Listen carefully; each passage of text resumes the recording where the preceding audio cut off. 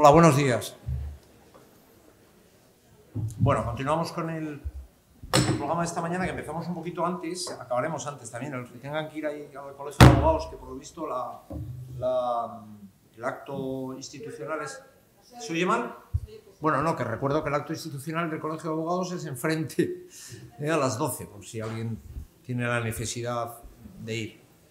No sé si para entonces hayamos terminado, posiblemente no, y tampoco tenemos prisa, por lo tanto veremos cómo va la mañana. Empieza Jaime Anta, que yo creo que no tiene mucha presentación porque le conoce todo el mundo. Porque soy impresentable. Sí, del Madrid. Y entonces sobre todo el Madrid, a pesar de ser de Ponferrada, pero bueno, ese es el problema de España. Esa es la grandeza de España. Claro. El caso es que es el juez decano de Santander, como todo el mundo sabe, y además es el juez de primera instancia número 2 de Santander, un experto civilista, un gran conocedor del derecho de la Unión Europea, esencialmente, entre otras cosas, y un hombre y un verdadero intelectual. Muchas gracias. En fin, nos va a hablar de las otras, lo hemos llamado así, porque ayer, como nos estuvimos dedicando únicamente al requisito de procedibilidad obligado por la negociación previa, otras reformas procesales introducidas por la ley orgánica. Bueno, también el abuso del servicio público, si quieres hablar algo, porque ayer, claro, como lo hicimos un poco a base de pregunta-respuesta, pues posiblemente haya cosas que no quedaron demasiado explicadas. Bueno, pues adelante, Jaime, tienes hasta las 10:30 aproximadamente, 11 menos cuarto, y luego preguntas. Vale. Pues nada, muchas gracias. Bueno, por supuesto, agradecerle a los directores del curso, aquí a José presente, por haberme dado la confianza y traerme aquí. Es un foro, siempre lo digo, en el que estoy a gusto. En una ocasión, en unas Navidades, pues, que es un meme recurrente, pues le preguntaron en los deseos de Año Nuevo a Julio Iglesias, y debía decir que hacía falta un buen derecho administrativo, estoy de acuerdo, pero también hace falta la defensa. Yo creo que es un bien público que se mejore el derecho de defensa de las partes. Es bueno que todos estemos bien defendidos. Y los que nos gustan el fútbol, después del partido de ayer, comprendemos esto perfectamente. La importancia de una buena defensa. Bueno, como me toca hablar de algo, también tengo el problema de que voy a dar una conferencia sobre algo que ya he dado. Entonces, algunos o muchos de ustedes ya me escucharon. Entonces, y sin embargo, algunos no. Es decir, para algunos será la primera vez, para otros será una repetición. Entonces he decidido hacer una conferencia como las otras que he hecho, pero pasando a uña de caballo sobre todo aquello que no sea en lo que me voy a centrar, que es en las reformas procesales, que voy a abordar, ya os digo, 12 puntos. Lo demás lo abordaré muy por encima porque bueno, son temas que casi todos han podido escuchar. La ley de eficiencia pues se basa en dos grandes ideas: la nueva oficina judicial adaptada y los tribunales de instancia, y la agilización de procesos, en lo que me centraré en particular, porque esa es la parte de las reformas procesales que me toca hablar hoy. Estructura y tiempos de la ley es un tema que ya di en las anteriores conferencias. 4 puntos muy rápido. Hay 2 títulos: medidas en materia de eficiencia organizativa, título 1. Título 2, medidas en materia de eficiencia procesal, con 2 capítulos. Capítulo 1 se refiere a los MASC y el capítulo 2 a la agilización de procesos con reformas de las leyes procesales, incluida el procedimiento civil: 8 disposiciones adicionales, 15 transitorias, una derogatoria y 38 finales. Llamo la atención sobre la derogatoria. Deroga únicamente el Real Decreto Ley 71/2017, que prevía una suerte de negociación voluntaria, no obligatoria, para las cláusulas suelo, y dice que queda derogada la entrada en vigor del título 2 de la ley, con recta técnica legislativa que no emplea, en cambio, como ahora vamos a ver, en las demás normas. 4 apuntes, digo, sobre tiempos de la ley. Bueno, los tiempos de la ley lo tienen ustedes ahí en la pantalla, la disposición final 38. Es decir, que como siempre pasa, para entender cómo funciona una ley, lo mejor es empezar por la última página. Son 272, pues la última, la disposición final 38ª, que nos dice que son 3 fases. La idea es muy sencilla. El programa legislativo es que entra en vigor a los 3 meses, o sea, el 3 de abril del 2025. Una parte se adelanta, la parte orgánica, que ya entró en vigor el 23 de enero del 25. Y luego, fíjense, la atribución de competencias, el punto 3 de en materia de violencia sexual, que extiende las competencias a delitos sexuales y otros, pues dice 9 meses desde su publicación. Creo que lo dice bastante claro. Como se publica el 3 de enero, esto es el 3 de octubre de 2025. Pero fíjense, esto es la técnica legislativa que tenemos, que la transitoria cuarta habla de la transformación de los juzgados y dice 9 meses desde que entra en vigor. Y claro, ahí hay 20 días de diferencia. Me parece poco discutible. Bien, esto ha tenido un desarrollo poco feliz. Esta transitoria cuarta, que habla de que asumirán las competencias de los juzgados de violencia contra la mujer en materia de delitos de, básicamente, sobre todo, agresiones sexuales, contra mujeres, incluido niñas, porque remite esta disposición transitoria cuarta a un Real Decreto que se tiene que hacer en 9 meses y, bueno, se ha hecho el Real Decreto 422-2025 que ha hecho que perdamos un juzgado de instrucción en Santander. Se ha perdido un juzgado de instrucción, de 5 pasamos a 4 y tenemos, eso sí, 2 juzgados de violencia contra la mujer. Me voy a abstener de opinar sobre esto porque ya lo he hecho en otros foros, pero me parece algo que no comprendo. No entiendo por qué ha pasado esto, además, solo aquí y en otros 8, con otros 7 juzgados, cuando en otros 42 se han creado una plaza. Creo que se tendría que haber creado una plaza y a ver si es tiempo de que se reconsidere. Me consta además que la Dirección General está dispuesta a asumir un juzgado nuevo, pero sin embargo desde Madrid se ha decidido que se pierda el juzgado de instrucción, lo cual significa que se va a ralentizar la atención de los delitos de violencia de género porque el 70% se hacen en los juzgados de guardia. Bueno, ¿me oyen? ¿Se me oye bien? Bueno, intentaré, como siempre pasa, ya saben que a mí me pasa que hablo bajito, intentaré hablar lo más alto posible.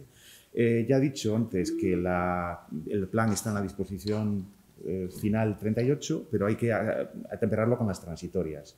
Y las transitorias, sobre todo la transitoria 1, está aquí, nos dice, transitoria primera, que básicamente hay la parte orgánica, se sigue un programa, los juzgados, en lo que a nosotros nos importa en la Comunidad de Cantabria, todos los juzgados menos Santander tienen que estar ya constituidos los tribunales de distancia el 1 de julio, y me consta que está en ello la Dirección General, y el juzgado, los juzgados de Santander desaparecerán y pasará al Tribunal de Distancia el día 31 de diciembre de 2015. Disposición transitoria quinta, es muy importante que esta constitución de los tribunales de distancia es simultánea a la constitución de una nueva oficina judicial, que será todo un desafío para los que lo tengan que impulsar.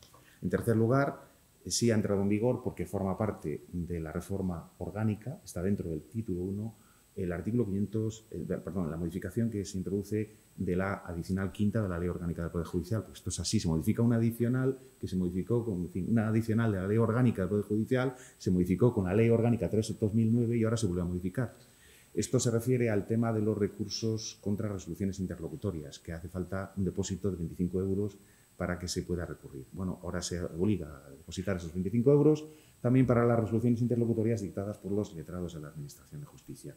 Los recursos de reposición y los recursos de revisión, pero si es un recurso de revisión contra un decreto que resuelve un recurso de reposición, no, porque sería, claro, sería una doble imposición. En ese caso, interesante la reforma del apartado 7, que nos dice que, a propósito de los temas de subsanación, que es una polémica, ¿qué puede subsanarse si la realización del acto procesal, el acto procesal omitido o defectuoso o su acreditación? En este caso, tal y como está el texto, lo que creo que se puede subsanar es la realización del acto procesal no realizado, porque el texto dice que no se admitirá a trámite ningún recurso cuyo depósito no esté constituido, y dice, si el recurrente hubiera incurrido en defecto, omisión o error en la constitución del depósito, tiene 2 días para subsanar. Es decir, parece que tienes 2 días para subsanar, aun en el caso de que ni siquiera hayas realizado el depósito. En el caso de que no se deposite, se dicta auto que deja firme la resolución impugnada. Si es una resolución de un LAG, pues un decreto que admite revisión. Por eso el apartado 9 nos dice, en cuanto a la pérdida del depósito, que cuando es un auto se pierde el depósito cuando no se ha subsanado o no se ha realizado la constitución de los depósitos de 25 euros, pero cuando es una resolución del LAG hay que esperar a que se firme. Y un cuarto y último apunte, la transitoria novena, que se refiere a la transitoriedad de los procedimientos. Aquí está, pues nos dice, nuevamente incurriendo en el mismo error que se incurrió en la Real Decreto Ley 6/2023, que, en fin, que las previsiones recogidas por la presente ley serán aplicables exclusivamente a los procedimientos incoados con posterioridad a su entrada en vigor. Aquí hay 2 errores, que es hablar de entrada en vigor sin precisar si es del título 1 o el título 2, bueno, hemos entendido en interpretación correctiva que se refiere pues, a la parte procesal y no a la orgánica, porque si no nos iríamos al 23 de enero. Y luego la de la expresión incoado, pues no es una expresión técnica, en el procedimiento civil español no se incoa nada, se inicia, se registra y se demanda. Esto pues, se recogió en un acuerdo de unificación de criterios de los juzgados de Santander del 26 de febrero, que entiendo que fue circulado convenientemente por los colegios profesionales. Y puedo decir que a estas alturas ya hay una resolución que ha aplicado este criterio, que es un auto de la Audiencia Provincial de Valencia de 28 de mayo de este año, de la sección 10ª. Aquí se había presentado una demanda en un juzgado mixto en Sueca, en Valencia, el día 2 de abril, y que se registra y se reparte más adelante del 2 de abril y se admite a trámite más posteriormente. El juzgado inadmite a trámite la demanda, se recurre en apelación y la Audiencia Provincial dice que aunque la ley dice incoados hay que entender iniciados o presentados. ¿Vale? Bueno. El segunda parte de la conferencia, la parte orgánica, pues nada, simplemente aquí no me voy a detener. Lo único que tengo que decir es que no entiendo muy bien el preámbulo que dice que hay que hacer un cambio, un volantazo a la organización judicial porque vivimos en una sociedad agraria, dispersa y poco comunicada. Yo qué sé. Vivir en una sociedad agraria, dispersa y poco comunicada me recuerda al día del apagón, pero esto no hace tanto tiempo. Y una parte que interesa de esta parte orgánica es la reforma del 540, interesaba sobre todo a los procuradores. El 543 de la Ley Orgánica del Poder Judicial se modifica para atribuirle competencias a los procuradores. Estaba mirando yo lo de, sí, actos de comunicación a las partes. Los actos de comunicación a las partes que pueden hacer los procuradores de la Ley 13 de 2009. O sea, ya ha llovido desde entonces. Que repasando algún estudio que tuve que hacer, se decía entonces que necesitaban los procuradores 2 testigos. Bueno, se quitó lo de los 2 testigos, ahora pueden realizar actos de comunicación como en Estados Unidos, que te llega un tipo, te caza y te notifica un agente particular. Bueno, pues esto lo pueden hacer los procuradores ya desde el 2009, ahora también se añaden actos de cooperación, auxilio y colaboración, y esta es la novedad, actuaciones materiales propias del proceso de ejecución, con 3 excepciones.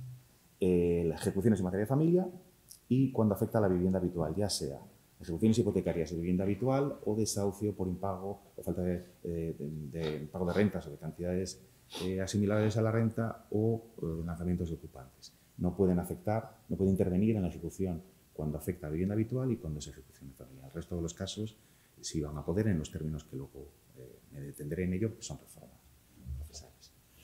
En la parte de los más, pues como se ha hablado ayer, es la parte más importante de la reforma, pero obviamente no me voy a detener.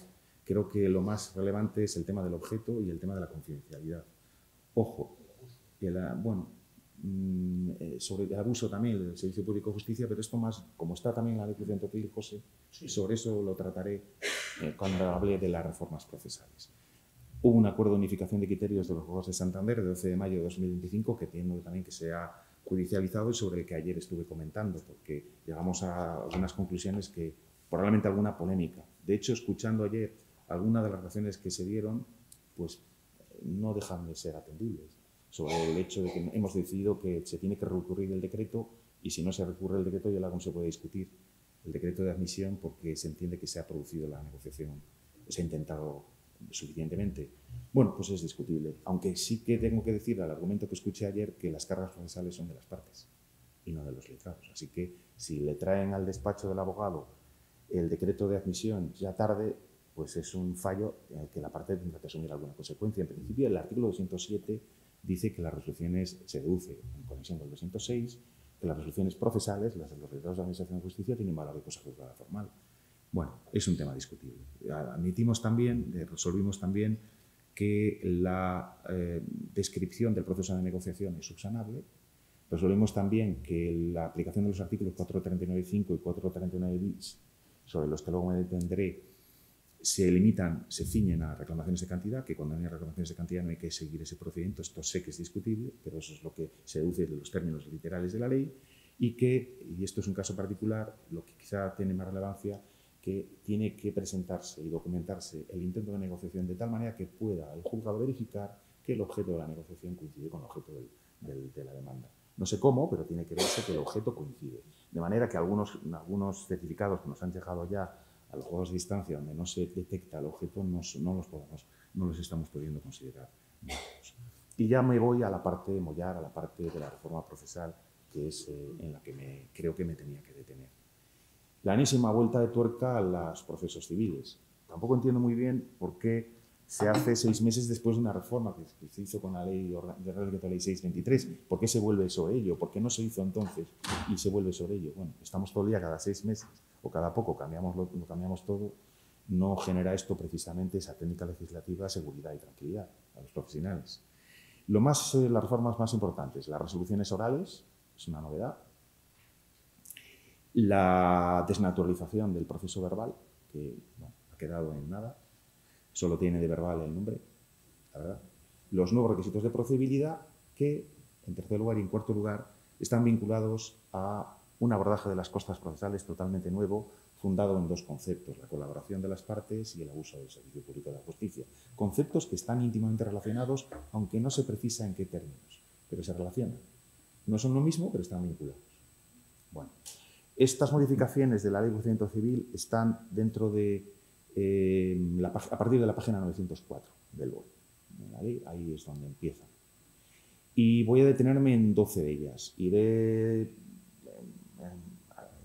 Empezaré por los primeros artículos, pero haré saltos. Pero bueno, iré de manera... Empiezo por los primeros artículos y termino por los últimos. Empiezo en primer lugar con los artículos relativos al poder de disposición de las partes, que son 3. 19, en el libro 1, 429.2, audiencia previa, 443, el verbal, y 565 en ejecución. En el 19 se tocan los artículos 1 y 2 y simplemente se añade a las posibilidades de disposición de las partes de renuncia, desistimiento, allanarse, someterse a mediación, pues a cualquier otro más. Y se dice que en cualquier momento, es decir, durante el curso del procedimiento, en primera instancia, en un recurso o incluso en ejecución, con una única salvedad, una única excepción en principio, que es cuando esté señalado en el recurso de casación día para votación y fallo. Esto no es más que una adaptación de lo que ya hizo el Real Decreto Ley 623 cuando modificó el 450 y dijo que se podía desistir, pero no de los recursos de casación una vez señalado día para deliberación, votación y fallo, pues para que los magistrados del Supremo que se han preparado una ponencia pues no se encuentren con la frustración de que se les desiste el mismo día porque probablemente alguien ha filtrado el contenido de la sentencia y a la parte que desiste no le interesa. Se introduce un nuevo 19.5 que contempla la derivación judicial a mediación, porque la mediación o negociación puede tener lugar antes del proceso, pero puede también ser suscitada por el juez o por el letrado de la Administración de Justicia. Aquí en esta regulación del 19.5 lo más relevante, lo más significativo es que la derivación puede ser oral, con lo que en la práctica va a ser oral, que es lo más cómodo, y que requiere la conformidad de las partes. Ya lo comentaba ayer en su ponencia Eduardo. Es curioso, aquí si no hay conformidad no va a haber derivación judicial. Bueno, pero ojo, claro, si te opones a la derivación judicial tiene consecuencias en las costas, tiene su reflejo en las costas, pero es voluntario, requiere la conformidad de las 2 partes. Puede hacer la derivación el juez, o jueza, o letrado, o letrada de la Administración de Justicia. Resolución motivada, dice, que podrá ser oral. Bueno.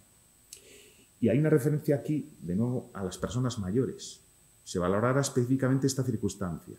O sea, bueno, yo derivo a mediación y ¿qué valoro? Pues que hay una persona mayor. ¿Cómo lo valoro? No sé, esto es un poco, en fin, una expresión difícil de concretar en términos jurídicos.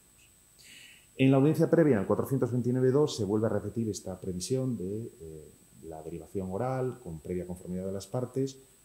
Lo circunstante, lo significativo para la celebración de la audiencia previa es que dice que tiene que hay un tiempo para la negociación que es el tiempo que media entre la celebración de la audiencia y el juicio. Es decir, que el juicio tiene que continuar. Esta es la previsión imperativa, porque dice deberá. Y eso sí, se puede prorrogar por una sola vez, por el plazo que digan las partes, que deben especificarlo, 15 días antes de la celebración del juicio. En ese caso, el secretario, el letrado de la Administración de Justicia, volverá a señalar. En caso que haya acuerdo, pues se archiva con homologación judicial o bien una conformidad documentada si es ante un registrador o ante un notario en los términos previstos en la ley. Esto más o menos se repite en el 443, en la vista del verbal, prevé la posible suspensión del proceso con una regulación muy similar. Es decir, lo mismo, el 443.2, que se refiere a la posibilidad de la derivación judicial, lo mismo. Juez o letrado, requiere la previa conformidad de las partes y que puede ser oral. Aquí dice, es curioso, que me parece como que se detiene mucho en algo difícil. Dice que la prórroga se acordará solo si el juez observa avances en la negociación. Bueno, se acordará si se pide, porque ve cómo hay avances en la negociación. Y en cuanto a la práctica de la prueba, me genera dudas el 443.2, porque dice que se puede acordar la derivación antes de la práctica de la prueba. Pregunta, ¿y después no se puede? Claro, es que la ley dice cosas, pero no dice las consecuencias de lo que dice. Como dice que tiene que ser antes de la práctica de la prueba, la pregunta es, ¿y después de la práctica de la prueba ya no cabe derivación judicial? Cuando a lo mejor después de la práctica de la prueba es el momento más oportuno, porque a la luz de la prueba se puede encontrar vías para desencallar el conflicto. Bueno, y de hecho, cuando se acuerda, porque se alcanza un acuerdo parcial o fracasa la negociación, dice el artículo 443.2 que se acordará la continuación de la vista para la práctica de la prueba. Luego, hay que entender que todo lo demás anterior ya está hecho, porque es solamente continuación de la vista para la práctica de la prueba. Bueno, preguntas que la práctica encontrará, o es de pensar que encontrará respuesta. En ejecución, el 565, lo que aquí, cuando puede ser en cualquier momento, la derivación judicial, aquí lo que hay que hacer es suspender la ejecución, obviamente, no tiene más.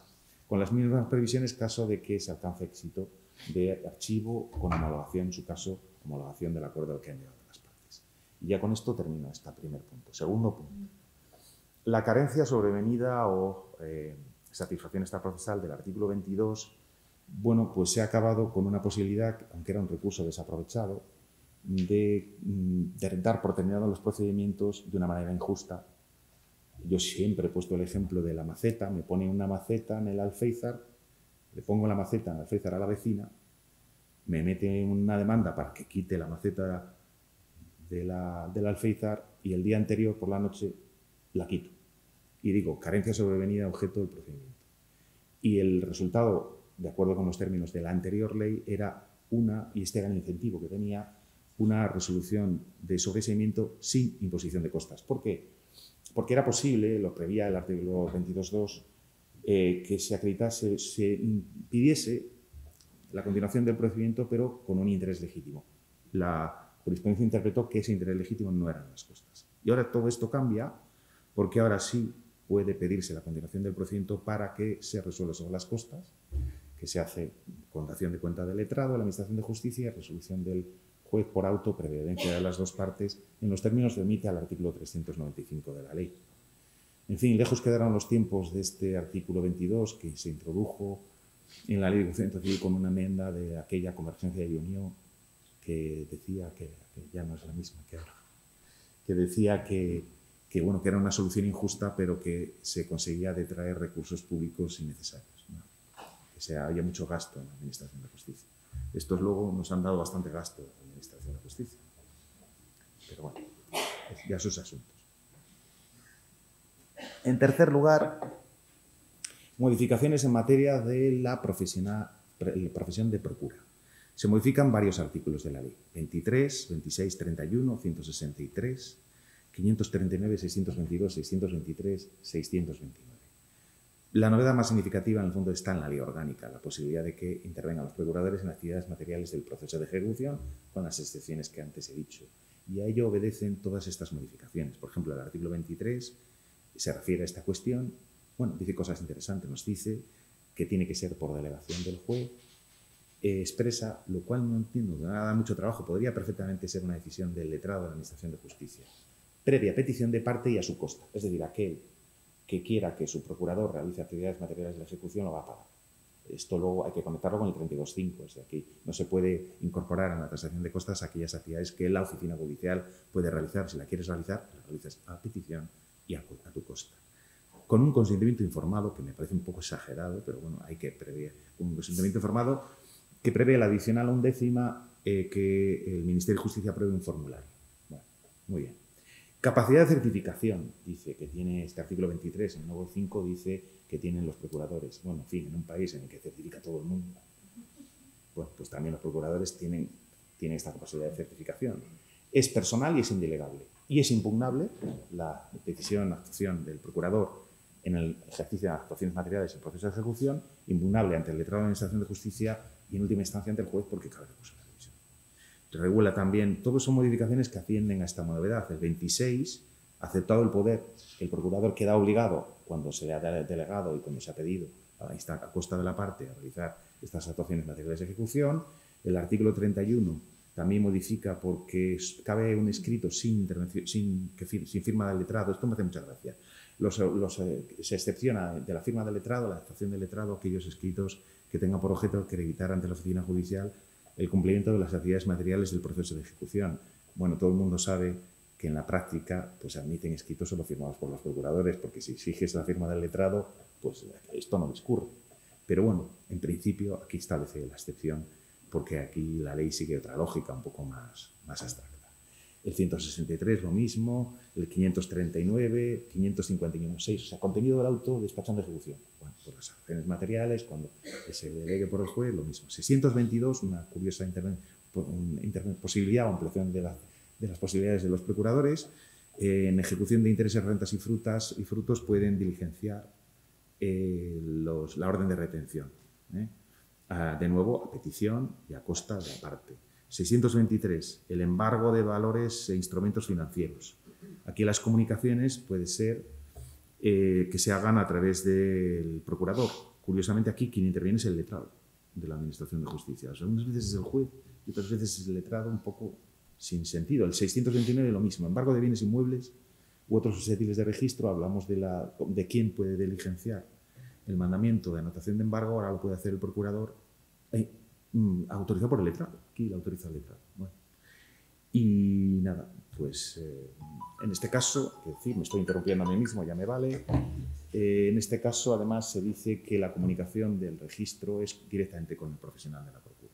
Tiene todo el sentido.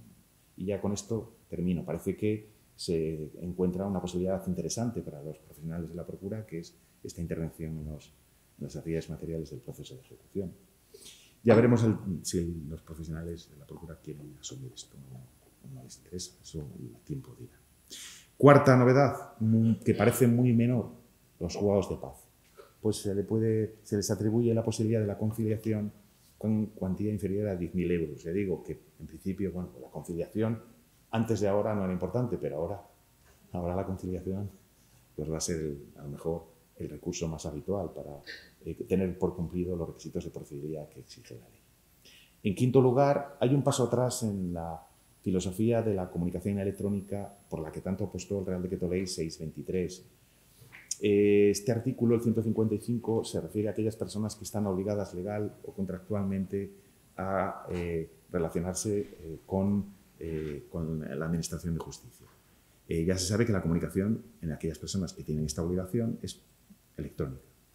Y cuando son actos que tengan por objeto el primer emplazamiento, citación o realización o intervención personal, lo que se sigue era la regla de los 3 días. Es decir, que si no te lees el correo, no te das por notificado, pero se va a una comunicación. Era en la regulación anterior, se iba a una comunicación edictal. Que bueno, la comunicación edictal es como nada. Bueno, esto ha cambiado y dando un paso atrás. Caso de que el destinatario no acceda al contenido de la comunicación electrónica en 3 días, en estos presupuestos de primer emplazamiento, citación, realización o intervención personal, pues hay que ir a comunicación personal, comunicación domiciliaria. Esto es un paso atrás de la filosofía del Real Decreto Ley 623, clarísimo. Llego al sexto punto, que es el de las sentencias orales. Bueno, pues en resumen, yo creo que esto es lo más sencillo, la mejor manera de entender las sentencias orales. Las sentencias orales, tal y como están reguladas en esta ley, pues son una estafa. Sí. La verdad, una estafa.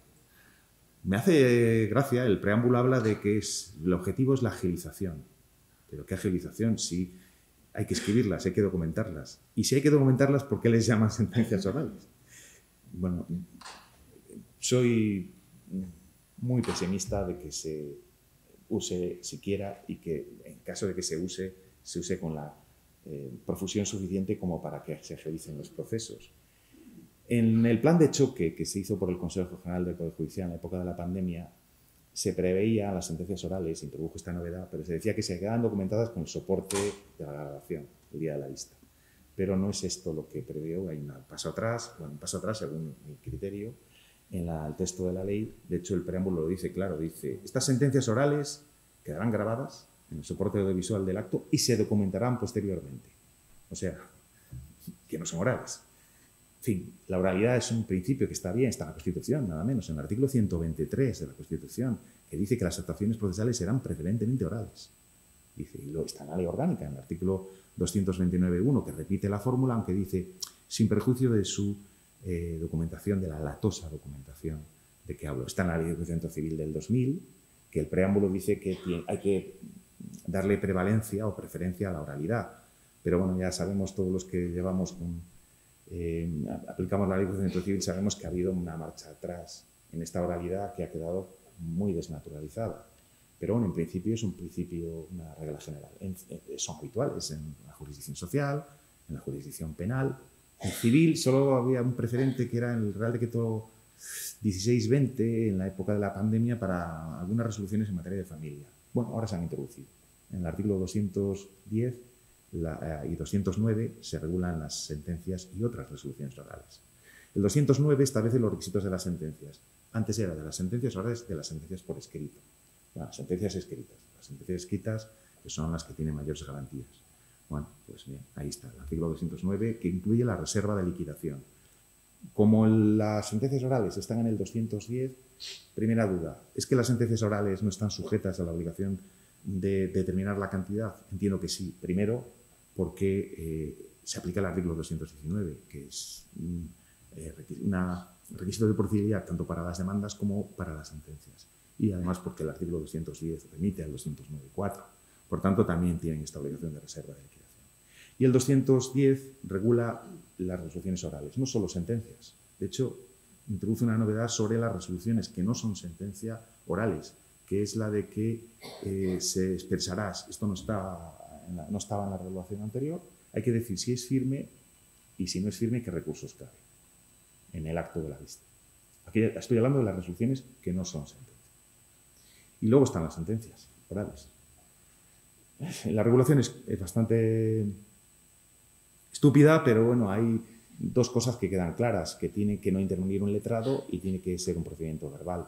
Bueno, los verbales ahora son hasta 15.000 euros. Lo demás, bueno, hay que decir también, hay que decir las pretensiones, las pruebas, los hechos probados, las razones, los fundamentos y las normas jurídicas. Bueno, bien. Primera duda, dice, la sentencia se dictará al concluir en el acto de la vista en presencia de las partes. Como utiliza el plural, ¿tienen que estar las dos partes? Utiliza un plural. De hecho, prevé que si se dice que la resolución, se dice que se va a dictar una sentencia oral y todas las personas que están presentes en la vista manifiestan que no van a recurrir, se declara firme. Bueno. Pero me pregunto si cabe dictar sentencia oral cuando solo está un demandante y no está el demandado, está el demandado, está la rebelde. Al utilizar plural, pero podría ser un poco más específico, ¿no? Podría haber resuelto esta duda, que tampoco creo que merece mayor atención. Y luego lo que claramente está pensando siempre es una redacción escrita. Los términos del artículo 3 habla de ulterior redacción, con lo que podríamos pensar que es una facultad, pero los del apartado 4 ya te dice que es una resolución, que se tiene que escribir. Y luego aparece esta previsión que surge en el debate parlamentario y que me genera, por mucho que lo leo y por mucho que lo pienso, no lo entiendo.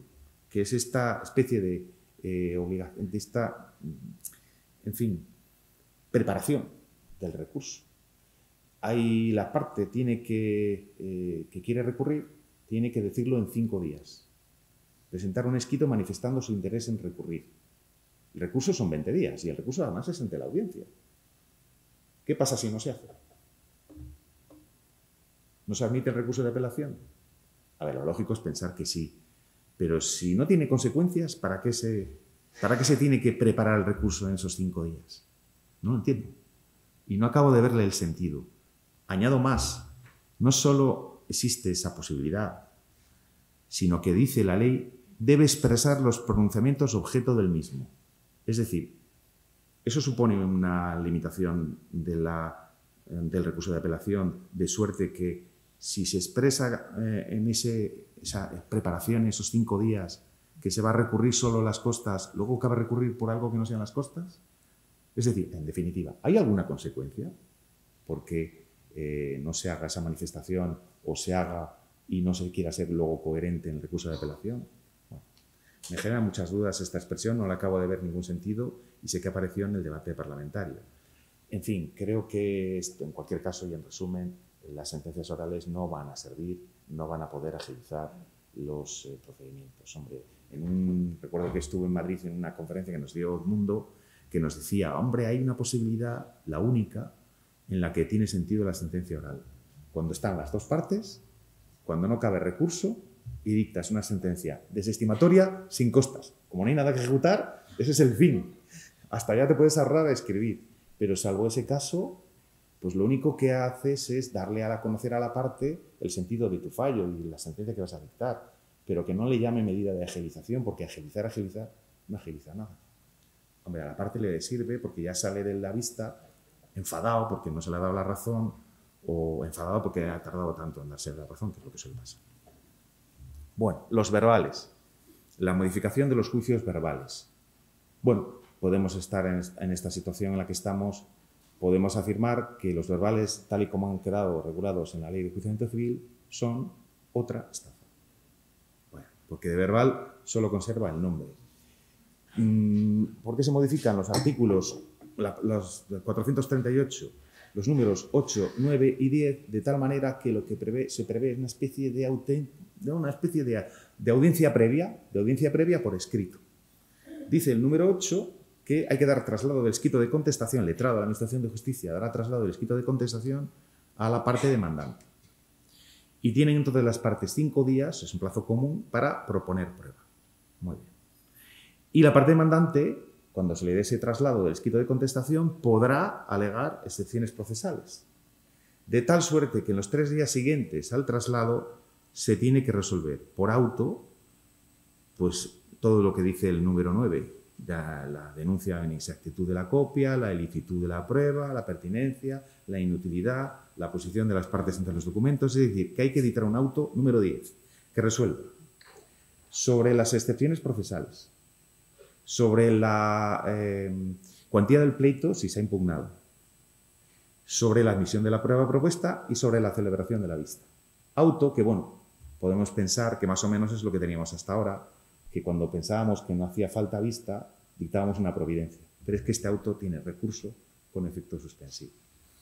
Y hay que dictarlo. O sea que si tú tienes a un demandante, un demandado de rebeldía, y crees que tienes que dictar una sentencia sin vista, pues no puedes poner la sentencia. Lo lógico es que lo pusieras en la sentencia, que es lo que se hace ahora. No, tienes que dictar un auto que resuelva las excepciones procesales, que digas que no hace falta vista. Otro tema de la decisión sobre la vista, aunque los términos de la ley no son totalmente claros, lo resuelve el preámbulo que nos dice que la decisión sobre la vista ahora está en manos exclusivamente del juez.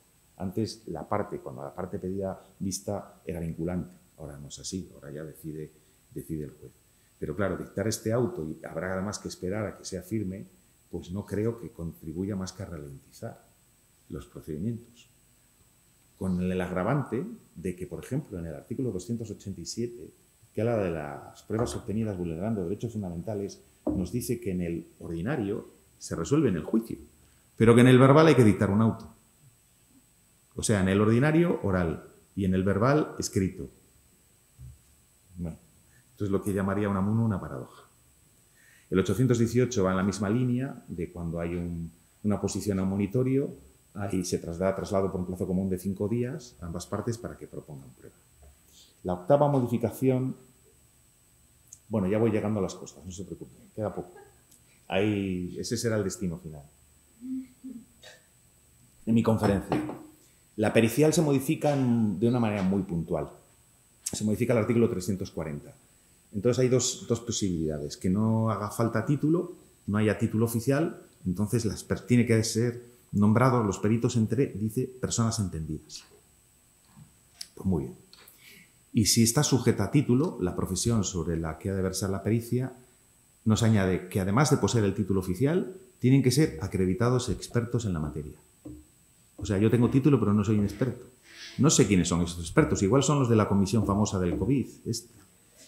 Pero ¿de qué experto está? Que me fastidia mucho, os lo digo personalmente, que la ley no debe ser literaria. Todo lo que dice la ley tendría que tener consecuencias. ¿Qué consecuencias tiene que se añada este requisito? ¿Alguien es capaz de decirme, yo le voy a decir a un perito, no, usted no es experto? ¿Para qué se añade que tengan que ser expertos? No lo sé. Creo que incurrimos en muchos errores de técnica legislativa. Novena cuestión, en realidad voy a hablar más de lo que regula en este punto, que es la cuantía del procedimiento, de lo que prevé la ley, voy a hablar de lo que no prevé. La cuantía está mal regulada en el procedimiento civil de una manera inequívoca. Además, ya lo ha dicho el Tribunal Supremo en una sentencia 25 de julio de 2023, la sentencia 1215-2023. El supuesto en este caso era una multidivisa. Claro, los que impugnan, ejercen acciones individuales de condiciones generales, pues descansan, tienen la tranquilidad de que la cuantía se considera indeterminada. Y entonces, pues ahí se minuta bien. Pero claro, cuando es una multidivisa, a lo mejor te interesa que no quede indeterminada. Esto fue lo que pasó. El demandante quería que se fijara en una cuantía mayor que la indeterminada. Y entonces, pues le pidió al juez que fijara la cuantía del procedimiento. Y el juez dijo que sí, que ya la fijaré, pero no la fijó. Y entonces, este señor fue en apelación y al Tribunal Supremo para que se fijara la cuantía del procedimiento. Y el Supremo en esta sentencia lo que dice es que hay una clara insuficiencia en la regulación en la materia. Porque es que no coincide el epígrafe del 254 con el texto del 254.4. Porque no hay un artículo que diga que tenga que resolverse en la audiencia previa sobre la cuantía del procedimiento cuando afecta a la base minutable. Bueno, porque hay una insuficiencia en la regulación. Lo que dijo el Tribunal Supremo en esta sentencia es que el juez no está obligado a fijar la cuantía del procedimiento, pero que si lo hace por el buen orden del proceso, que está muy bien que lo haga. O sea, que queda en manos del juez. No debería quedar en manos del juez, debería quedar completa y totalmente claro. Yo no entiendo, bueno, mejor dicho, tengo una explicación de por qué esto queda tan indeterminado. Cuando uno se va a un taller, te dan un presupuesto. Cuando uno se va a un despacho de un abogado, nunca sabes cuándo te van a cobrar. Creo que en general, y lo digo con todo el respeto, a los letrados no les gusta que quede fijada cuánto se puede cobrar, porque siempre se reservan la posibilidad de valorarlo más adelante y, en su caso, pues meter una cuantía relevante. Y así queda porque lo único que introduce el 255, lo que cambia el 255 es que en el verbal, si el demandado impugna la cuantía o la clase de juicio por razón de la cuantía, se resolverá por escrito en este auto que antes he aludido, 438-10. Podríamos llegar a pensar, bueno, como dice la cuantía o la clase de juicio por razón de la cuantía, eso significa que en el verbal no solo se puede impugnar la cuantía cuando afecte al tipo de procedimiento o al acceso al recurso de casación, ahora apelación después del Real Decreto Ley 623, sino también cuando afecte la base minutable. Pero es que no le veo mucho sentido, porque dice que se puede impugnar la cuantía o la clase de juicio por razón de la cuantía. Lo dice en el verbal, no lo dice en el ordinario. Pero no le veo mucho sentido. Primero, porque es el epígrafe del artículo. Y segundo, porque no tiene sentido que en el verbal se sigan unas reglas distintas que en el ordinario. Bueno, en fin, este tema de la cuantía sigue ahí empantanado y en principio hay que estar a lo que dijo la sentencia del Tribunal Supremo 1215-2023. No hay obligación de fijar la cuantía cuando afecte a la base minutable. Puede quedar indeterminada. Yo personalmente considero una buena práctica, y así lo hago en la audiencia previa, nadie me protesta, fijar allí la cuantía del procedimiento. Requisitos de procedibilidad. 10º punto. Requisitos de procedibilidad, yo creo que habría que distinguir, estoy metiéndome ya en la parte que se habló ayer, habría que distinguir en general y en consumo, porque yo postulo que en consumo hay reglas aparte. Hay una ley especial que prevalece sobre la general. En general hay dos requisitos. Hay un requisito de documentación, al que alude el 264.4, tiene que documentarse el haberse intentado la negociación, la actividad negociadora, o en el caso de que no se conozca el domicilio del demandado, hacer una declaración responsable. Es decir, hay obligación de documentar. Luego, la actividad negociadora tiene que estar documentada. Obligación de documentar. Y luego hay una obligación literaria. Hay que describir el proceso de negociación o la imposibilidad del mismo. Son dos obligaciones diferentes en la demanda. Artículo 399.3. Por tanto, son dos obligaciones. Esto entiendo que es claramente subsanable, porque es una cuestión literaria. El tema de la documentación, bueno, creo que se puede subsanar la documentación, pero no la actividad negociadora. Y el artículo 403 abunda en esto cuando dice que no se admitirán las demandas cuando no se acompañen los documentos, dice, y también, añade, cuando no se hagan constar las circunstancias a las que alude el 399.3. Es decir, hay una obligación de descripción del proceso de negociación o de la imposibilidad, una obligación literaria, tiene que estar incorporada en la demanda en un apartado específico, subsanable, y una obligación de documentación. Dos obligaciones. La procedibilidad en consumo está regulada en 3 artículos, bueno, en 4, o en 4 previsiones. En 2 artículos, que es el 439.5 y el 439 bis. Y luego en 2 disposiciones, que son la adicional 7ª y la final 16ª. Y resulta que cada uno de estas previsiones tiene un ámbito de aplicación propio. A mi juicio, el ámbito de la adicional 7ª es el más amplio. Todas las acciones individuales de un consumidor frente a un profesional. En cambio, la disposición final 16ª tiene un ámbito más restringido, que son los pleitos repetidos. Cuando se discute una cláusula que haya sido ya juzgada, que tenga identidad sustancial en pleitos anteriores, solo en los pleitos repetidos. Y el artículo 439 y 439 bis se refieren únicamente a reclamaciones de cantidad, tiene que haber reclamación de cantidad, y es frente a un concedente de préstamo crédito. Por tanto, tienen distintos ámbitos de aplicación y, por lo tanto, sus previsiones son compatibles. Si coinciden los ámbitos, se aplican todas estas previsiones, entiendo yo. Por ejemplo, la adicional 7ª prevé un recargo y el 439 bis prevé otro. ¿Son compatibles? Entiendo que sí, si se dan los distintos supuestos de cada una de estas previsiones. En cualquier caso, y esta es mi teoría, que de hecho llevé a que esa junta de jueces de Santander que hemos aludido y no se consiguió acuerdo, y no me extraña porque es discutible, yo creo que en consumo todo lo que dijimos ayer no se aplica. Que el consumidor tiene como una puerta aparte, privilegiada, y no tiene por qué someterse a las determinaciones de las que hablamos ayer. No tiene que respetar el plazo de un año. No, es así, el consumidor tiene otra entrada distinta, como cuando uno va al aeropuerto y las azafatas o azafatos y los pilotos o pilotas entran aparte, entran por otra puerta. Pues lo mismo. Por tanto, no tiene ni siquiera, en mi opinión, que sujetarse al requisito de la confidencialidad. ¿Por qué pienso esto? Por los términos de la adicional 7ª de la ley, que son los siguientes. Litigios en materia de consumo. En los litigios en los que se ejerciten acciones individuales promovidas por consumidores usuarios, se entenderá cumplido el requisito de procedibilidad por la reclamación extrajudicial previa, sin respuesta o cuando ésta no sea satisfactoria. Punto. Creo que no se sujeta al plazo de un año.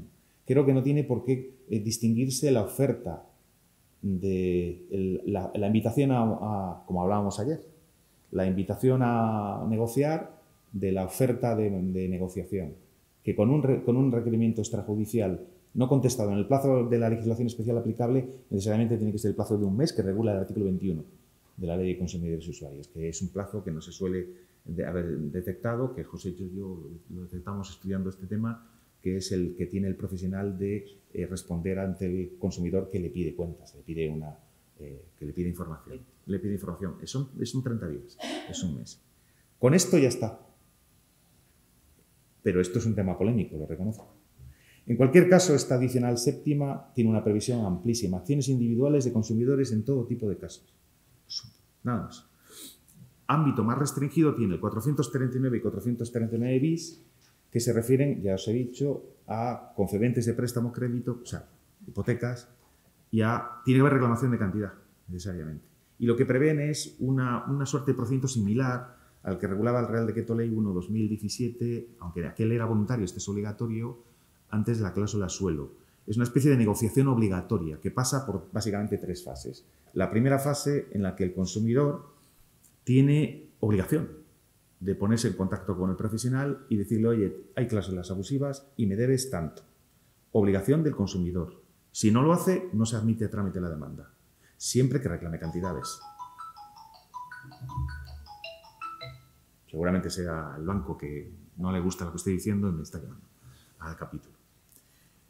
Hay una obligación del profesional, en este caso del concedente de préstamo o crédito, de responder, indicando aquellas cláusulas que tiene por nulas, aquellas que tiene por válidas, y de hacer un cálculo desglosado.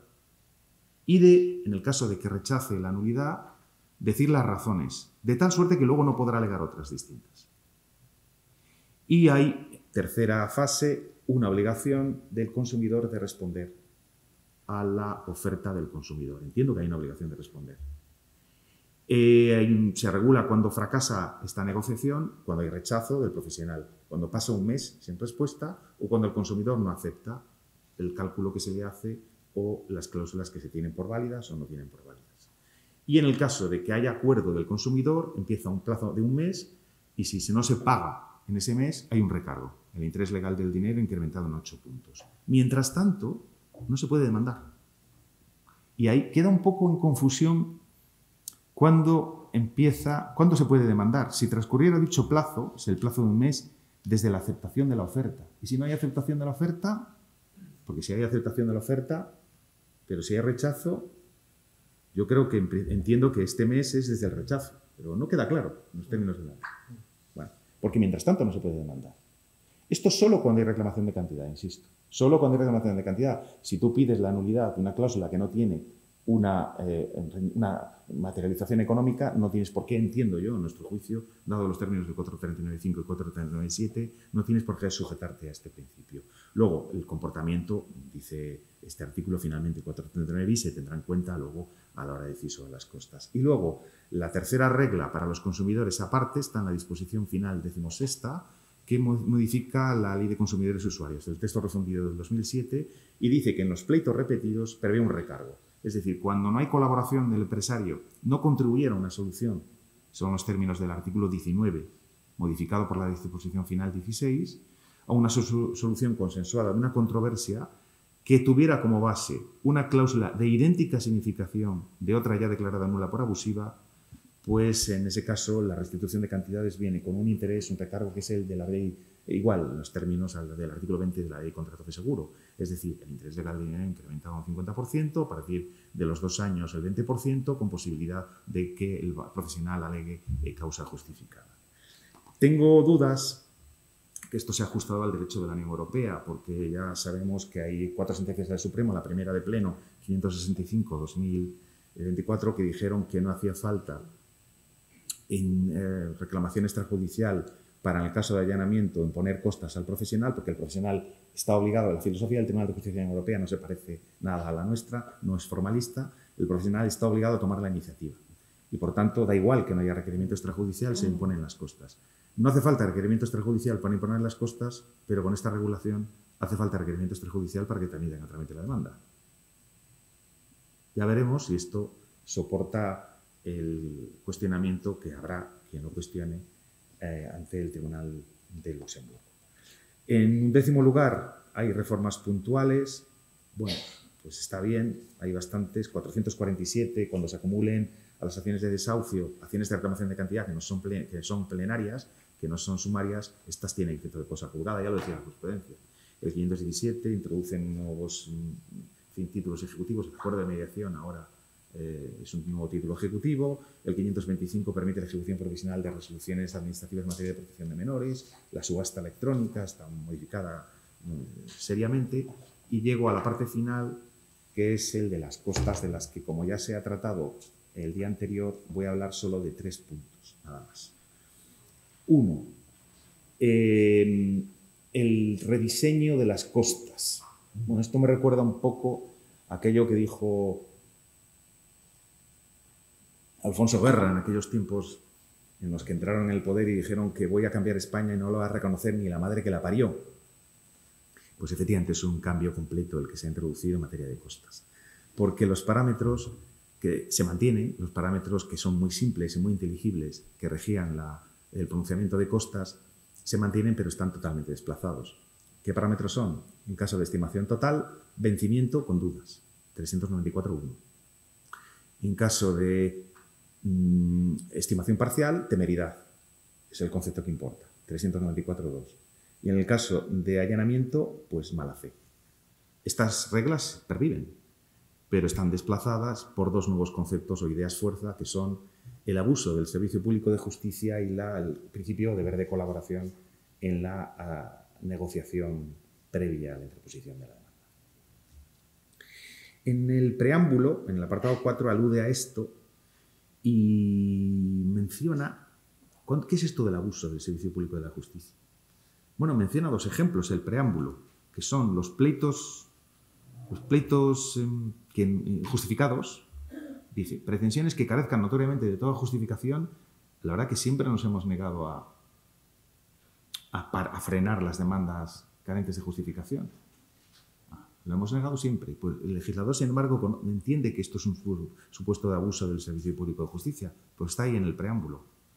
Y menciona también, como otro ejemplo de abuso del servicio público de justicia, los pleitos repetidos, es decir, litigios de cláusulas abusivas cuando ya se sabe que está resuelto por la jurisprudencia. Bueno, bien, es un ejemplo, es una guía, pero bueno, en el fondo a mí este concepto de abuso del servicio público de justicia me parece que no es más que un recordatorio de un concepto que está en el título preliminar del Código Civil desde 1974. ¿Qué es el abuso del servicio público de justicia? Pues abuso está ya en el Código Civil. Solo que se recuerda, o sea, es distinto este abuso del servicio público, que además que es muy largo, abuso del servicio público de justicia de lo que ha sido toda la vida el abuso. O sea, es parte general. ¿Y qué le pasa a la parte general? Pues que los jueces hemos sido siempre muy reacios a aplicarlo, no por nada. Porque aquí lo que hay que hacer es un juicio de equidad, no un juicio de legalidad. Y claro, los juicios de equidad son gaseosos, son imprecisos. Y es imposible que se concreten. Así que creo que preveo lo que vaya a pasar. Que no se aprecie. Que se aprecie muy poco, como ha pasado hasta ahora. Es decir, creo que al abuso del servicio público de justicia le va a pasar como al abuso. Que se deje en un cajón como algo que hay que ver, tiene que ser un supuesto extremo y muy claro, porque si no, no se va a apreciar. Creo que esa es mi previsión. En cualquier caso, ya digo que hay tres partes en las que me voy a detener sobre la nueva regulación de las costas. En primer lugar, estos dos conceptos, abuso del servicio público de justicia o el deber de colaboración, pueden hacer que el pronunciamiento de costas tenga contenido económico cuando normalmente no lo tiene. Estoy hablando de los supuestos en los que no es preceptiva la intervención de abogado y procurador. Todos conocen el artículo 32, que dice que en estos casos la condena económica, pues la condena en costas, hay que condenar en costas, pero es una condena en costas indolora, porque como no hay que incluir en la tasación los honorarios del letrado y los derechos del procurador, pues no duele porque no hay nada que pagar, aunque estés condenado en costas. Salvo, se mantiene la previsión, que se litigue fuera del partido judicial. Y ahora añade, ojo, y esta es la novedad, que se puede incluir en la tasación de costas honorarios y derechos de abogado y procurador cuando el tribunal aprecie temeridad o abuso del servicio público de justicia en la conducta del condenado en costas, que yo creo que esto no va a pasar mucho, pero también cuando se haya remitido una reclamación extrajudicial, solo con una reclamación extrajudicial, y además dice que sin el límite del tercio del 394.3. Con lo que, ¿qué cantidad de efectos tiene el haber requerido previamente a la demanda nada menos que conseguir que la condena en costas tenga un contenido económico que puede ser tan alto como que supere el límite del tercio del 394. Y luego está, en segundo lugar, la nueva regulación del trámite de los incidentes de tasación de costas. Ayer se aludió a la nueva posibilidad de pedir un incidente, suscitar un incidente para conseguir, estando condenado en costas, la exoneración o moderación. Ya está claro, tiene sentido, ya el pleito se ha resuelto por sentencia, ya no tenemos que tener problema con el sesgo del juez, porque el juez ya ha resuelto, ya podemos, dispensada de confidencialidad, levantar las cartas y conseguir que se reduzca o se pida la reducción o la moderación, incluso no se pague ninguna costa por aquel que esté condenado porque ofreció algo similar a lo que luego el juez concedió. Bien, desde el punto de vista es un tema que ya se habló ayer, desde el punto de vista procesal interesa que hay un requisito de procedibilidad, hay que acompañar la documentación. Esta documentación no solo ya no es confidencial, sino que es necesario acompañarla, y si no, el letrado de la Administración de Justicia la admite a trámite. Y este procedimiento está incentivado porque va a terminar siempre por autos sin costas, con lo que ahí está la picardía. Yo, que estoy condenado en costas, siempre puedo pedir esto para retrasar el pago, porque total va a terminar por autos sin imposición de costas. ¿Qué más me da? Y así voy retrasando, y tardo en pagar las costas todo lo que quiero o puedo. La regulación del incidente cambia completamente porque, y lo explica la exposición de motivos, el preámbulo, porque se ha llegado a la conclusión de que era un error el foco que se tenía sobre los incidentes por excesivos. El incidente por excesivos antes de esta ley, en el caso de que se desestimara, se imponían las costas al impugnante, pero en el caso de que se estimara, había una sanción extra al abogado. Se le consideraba un pedigüeño y se le ponía las costas del incidente, nada menos. Esto era el 246.1. Entonces, el preámbulo dice que es fruto de la experiencia de que las normas colegiales no son claras, que se impugnan constantemente y que esto no tiene sentido. Y que no vamos a ponerle las costas del incidente al abogado porque no está claro. Creo que la justificación de la reforma es, lo debemos tener por aquí, bueno, que no hace falta, que hay que cambiar esto. Sí. Dice, en muchas ocasiones los criterios del colegio profesional no son seguidos por los juzgados. Por ello, dada la casuística a la hora de interpretar los criterios en horarios y la complejidad de los asuntos, parece lógico que, tratándose de una cuestión no reglada, no se impongan costas, salvo abuso. Y este es el nuevo criterio que rige ya no solamente los incidentes de impugnación por excesiva, sino todos los incidentes. Se elimina la regla del 246.1 y todos los que hay tres, por no inclusión de partidas debidas, que el impugnante considera debidas, por ser excesivos, los honorarios de los letrados, o por ser indebidos, van a regularse con el mismo criterio, que es el de que se le imponen a aquel que incurre en abuso del servicio público de justicia, con una excepción.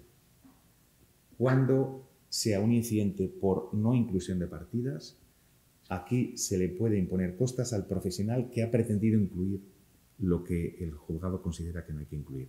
Es decir, que es como si hubiera un traslado. Antes se consideraba pedigüeño al abogado que impugnaba por excesivas y se estimaba en parte, siquiera o en todo, el incidente. Y ahora se considera pedigüeño y, por tanto, merecedor de una sanción en costas al profesional. Es dudoso que sean los procuradores, pero yo creo que sí, también. Y, por tanto, puede imponerse costas a los procuradores cuando pretenden la inclusión y no se les da la razón en esa pretensión de inclusión. Es un desplazamiento del foco. Y finalmente, y con esto termino, el tema, la regulación de los artículos 245, 247, 394 y 395. Creo que la filosofía es sencilla. El 394.1, pues en principio de vencimiento, con dudas, pero aun ganando, pierdes las costas si rehusaste negociar. O sea, teniendo en una situación en la que deberías ganar las costas, las pierdes por no haber intentado negociar. Y digo, creo que es compatible la negociación con las posiciones maximalistas. No es imposible. Lo único que te pide la ley en este caso es, y existe una expresión castellana, que es que te cargues de razón. O sea, yo puedo mantener una posición maximalista y querer negociar, pero tengo que cargarme de razón.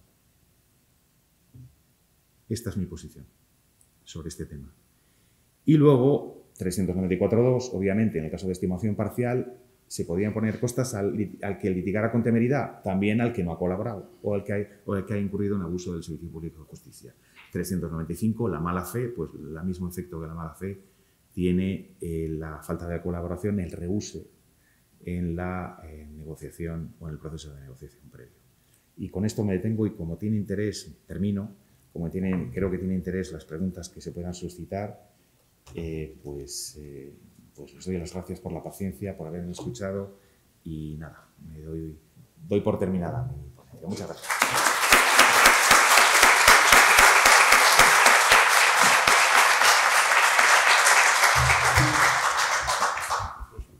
Si alguien quiere preguntar. Sí, Sonia. Yo tengo un par de dudas muy brevemente. La primera, relativa a que hay que anunciar el recurso en el plazo de 5 días y que la... No. Vale. Y que la ley dice que es por agilizar. Entonces, ¿no se puede referir un poco también al plazo para que se firme la sentencia y que podamos agilizar pues, la presentación de la tasación de las costas, etcétera, etcétera?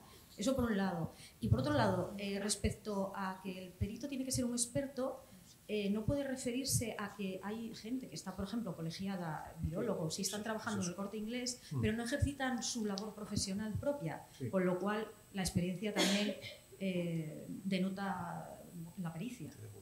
Gracias. Contesto yo.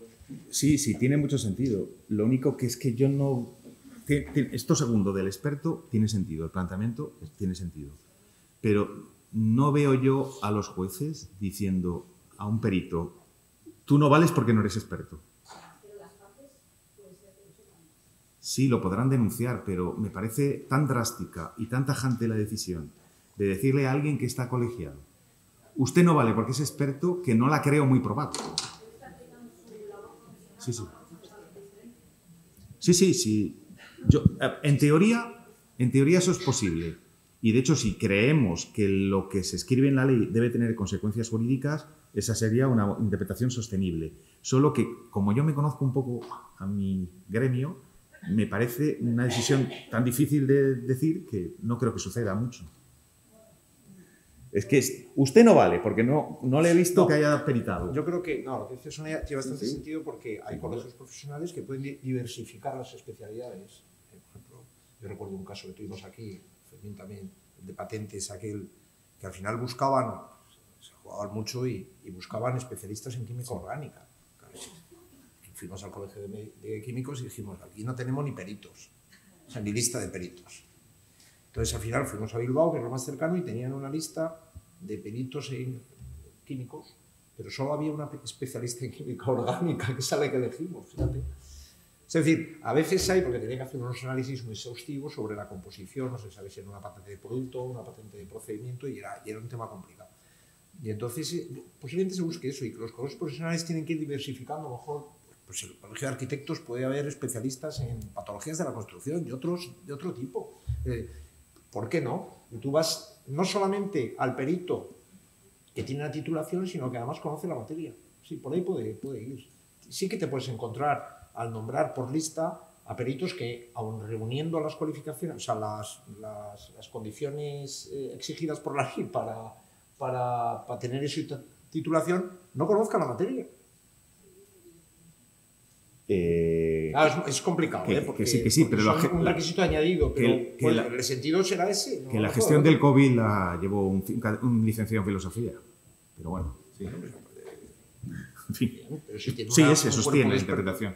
Y luego lo de la preparación, yo es que no sé para qué sirve eso, es que soy incapaz de verle sentido. A no ser, se me ocurre para avisarle al juez, ojo que te voy a recurrir, para que lo escribas bien y lo escribas bonito. En teoría has firmado la sentencia, la documentación de la sentencia hay que separarlo de la sentencia. La sentencia in voce o de viva voz está dictada en el momento de ser verbalizada. Esa es la sentencia. Entonces puede ser que oye, aprovecho estos 5 días para decirte que quiero recurrir para que la escribas un poco mejor. Porque para otra cosa no sirve. Y en cualquier caso es una expresión muy peligrosa. Porque no faltará el juez que diga que como no se preparó, no admito trámite, audiencia en este caso, no admito trámite de acusación.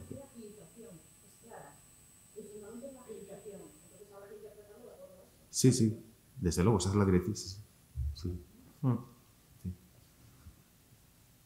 Sí, en materia de consumo yo quería saber si la reclamación previa como requisito de admisión a trámite de la demanda tiene que ser con fecha posterior a lo que es la reforma, a abril, el 3 de abril, o valdría, por ejemplo, el prototipo de consumidor que se descargó un formulario de internet presentó esa reclamación al banco pues igual hace 2 o 3 años, el banco nunca contestó, entonces te viene a ti y mi pregunta es, ¿tienes que empezar de cero a hacer esa reclamación previa con los requisitos que marca el 439 bis o valdría la reclamación previa que hizo en su día el consumidor como requisito de admisión a trámite de la demanda?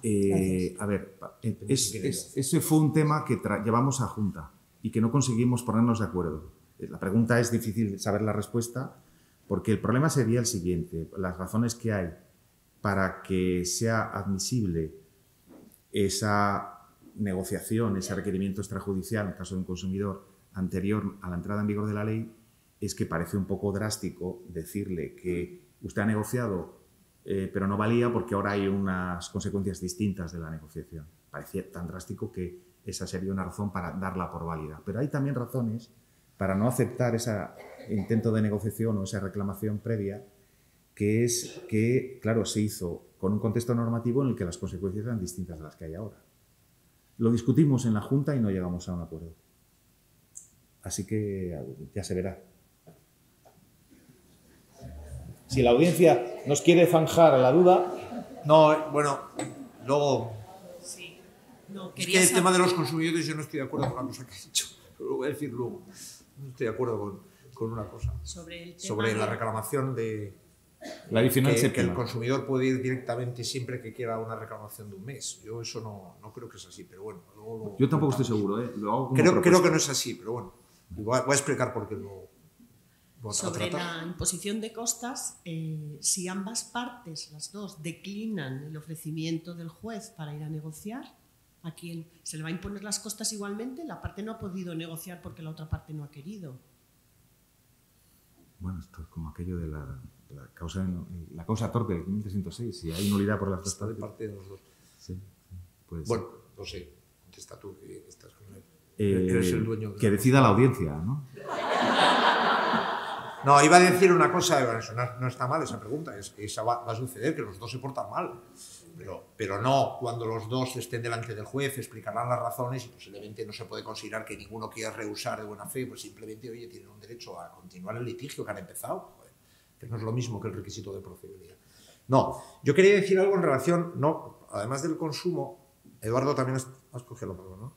En relación con las unificaciones de criterios, cuidado con esto, porque ha sucedido una cosa. Y lo ha explicado muy bien Jaime. Después de escuchar ayer la ponencia de 2 horas y los cursos, oye, te das cuenta de que hay cosas que hay que sopesarlas más, sí, hay que posarlas más. Es que tenemos una cierta costumbre en... Ha llegado una reforma, tenemos la ley. La ley no tiene reglamento. La ley no tiene reglamento. Eso es lo primero. Segundo, los jueces no dictamos reglamentos. Los jueces como mucho resolvemos cuando nos vienen los problemas. Entonces, hay una cierta presión, que es verdad, a que nos pronunciemos aquí, el reglamento de Santander, el reglamento de Torrelavega y tal, sobre qué vamos a hacer con los más. Y digo, joder, ¿te crees que tú que es fácil eso? Entonces, el peligro de pronunciarte y fijar unos criterios antes de empezar es que cuando empiece te das cuenta que te has equivocado. Nosotros en la audiencia nos ha pasado. Y fíjate que en la audiencia nunca resolvemos una cosa sin haber tenido uno o varios asuntos, porque tratamos de unificar criterios, significa que el criterio no es común. Entonces vamos a unificarlo. Por cierto, el miércoles unificamos otro. Pero bueno, cuesta. Y entonces da lugar a la posibilidad de que a mí me dijeron esto y ya me lo han cambiado. Y hay una cierta presión, yo la noto. Lo que pasa es que yo les he dicho que no vamos a acordar absolutamente nada hasta que no tengamos claro algunas cosas. Mucha gente se ha animado a hacerlo en cuestiones muy polémicas, además, sí, en las que posiblemente tengan que rectificar después o lo rectifica la audiencia. Entonces la gente se queda con una inseguridad tremenda, que eso es peor. Eso en primer lugar, ¿no? Porque es verdad que esto tiene su riesgo. Y bueno, como Eduardo había tomado la palabra, se la cedo a él. Luego hablamos del consumo, si es el caso. Es una pregunta, observación sobre precisamente esto de consumo y no necesariamente de consumo. Mi pregunta es, ¿no podemos interpretar lo que dice la Ley Orgánica 1/2025, que es lo que yo creo que deberíamos hacer?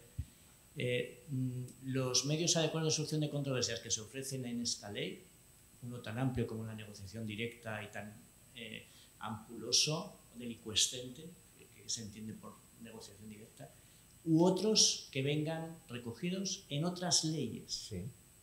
Bueno, pues es que en materia de mercado regulado, me da igual servicios financieros, me da igual seguros, me da igual energía, me da igual telecomunicaciones, me da igual transporte aéreo, tienen medios o vías de solución extrajudicial. Y efectivamente, no solamente para consumidores, también para empresas. Y efectivamente, si se ha intentado, porque no son obligatorios, si se ha intentado, lo primero que te piden en todas estas normativas sectoriales es, primero diríjase usted a la empresa para que responda, a ver si efectivamente le da o no le da la razón, eso es lo primero que te piden. No hay que agotar todas las vías, se puede ir al defensor del cliente, se puede llegar hasta las direcciones generales correspondientes de transporte, etcétera, o a las autoridades ahora independientes que están tan de moda y que tantos funcionarios van a crear. Bueno, pues es que eso también es, yo lo veo, un medio de construcción de controversias porque está, es números apertos, son estas o cualquier otra. Con lo cual yo creo que no tenemos que tender a ese efecto pendular que tenemos en España de ningún requisito de procedibilidad o ser los más estrictos, ¿no? Viendo si se ha cumplido escrupulosamente, ¿no? Bueno, si nos dice la ley, vamos a admitir cualquier intento, cualquier vía extrajudicial. Yo creo que en el ámbito de consumo, yo creo que también habría que ser en ese sentido generosos a la hora de admitir, ¿no? Sobre todo pues, normativa intuitiva, evidentemente, como decía Jaime, la puerta preferente, la priority, y luego, por otro lado, también, no sé lo que se opina, si a efectos de costas se tendrá o no se tendrá en cuenta el que lo ha intentado por todos los medios hasta agotar esa vía que es opcional, ¿no? Y bueno, lo que me diga el defensor del cliente, lo que diga o no, o si no se va a tener en cuenta si se ha agotado esa vía hasta sus últimas consecuencias. También es tener mucha paciencia, porque también lleva sus plazos, etcétera, y no sé hasta qué punto eso será o no será objeto de examen a la hora de valorar las costas, no sé. Lo último ya, el tema de la negociación y ser maximalista, estoy de acuerdo. Yo he visto negociaciones donde se pedía incendio en una nave industrial con medicamentos, se pedían 20 millones. Las aseguradoras decían que no.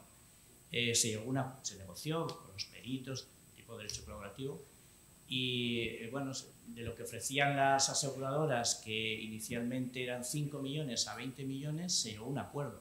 Y alguien dirá, ¿y de cuánto? ¿Cuál sería la cifra intermedia? ¿No? Todo el mundo pensando de manera salomónica. No, 20 millones fue el acuerdo. 20 millones se justificó hasta el último céntimo de euro, por eso es importante cargarse de razones, como muy bien dice Jaime.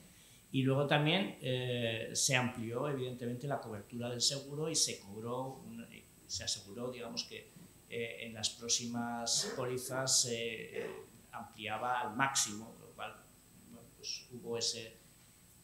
bueno, que una negociación no tiene por qué partir de una renuncia, ¿no? Por parte de alguien de sus pretensiones, pero que efectivamente tiene que argumentarse muy bien. Y luego eso también es valorable. Cuando se descubra, en su caso, ese deber de confidencialidad ceda y se descubra cuál fue el objeto de la negociación, ahí es donde el juez tendrá que valorar.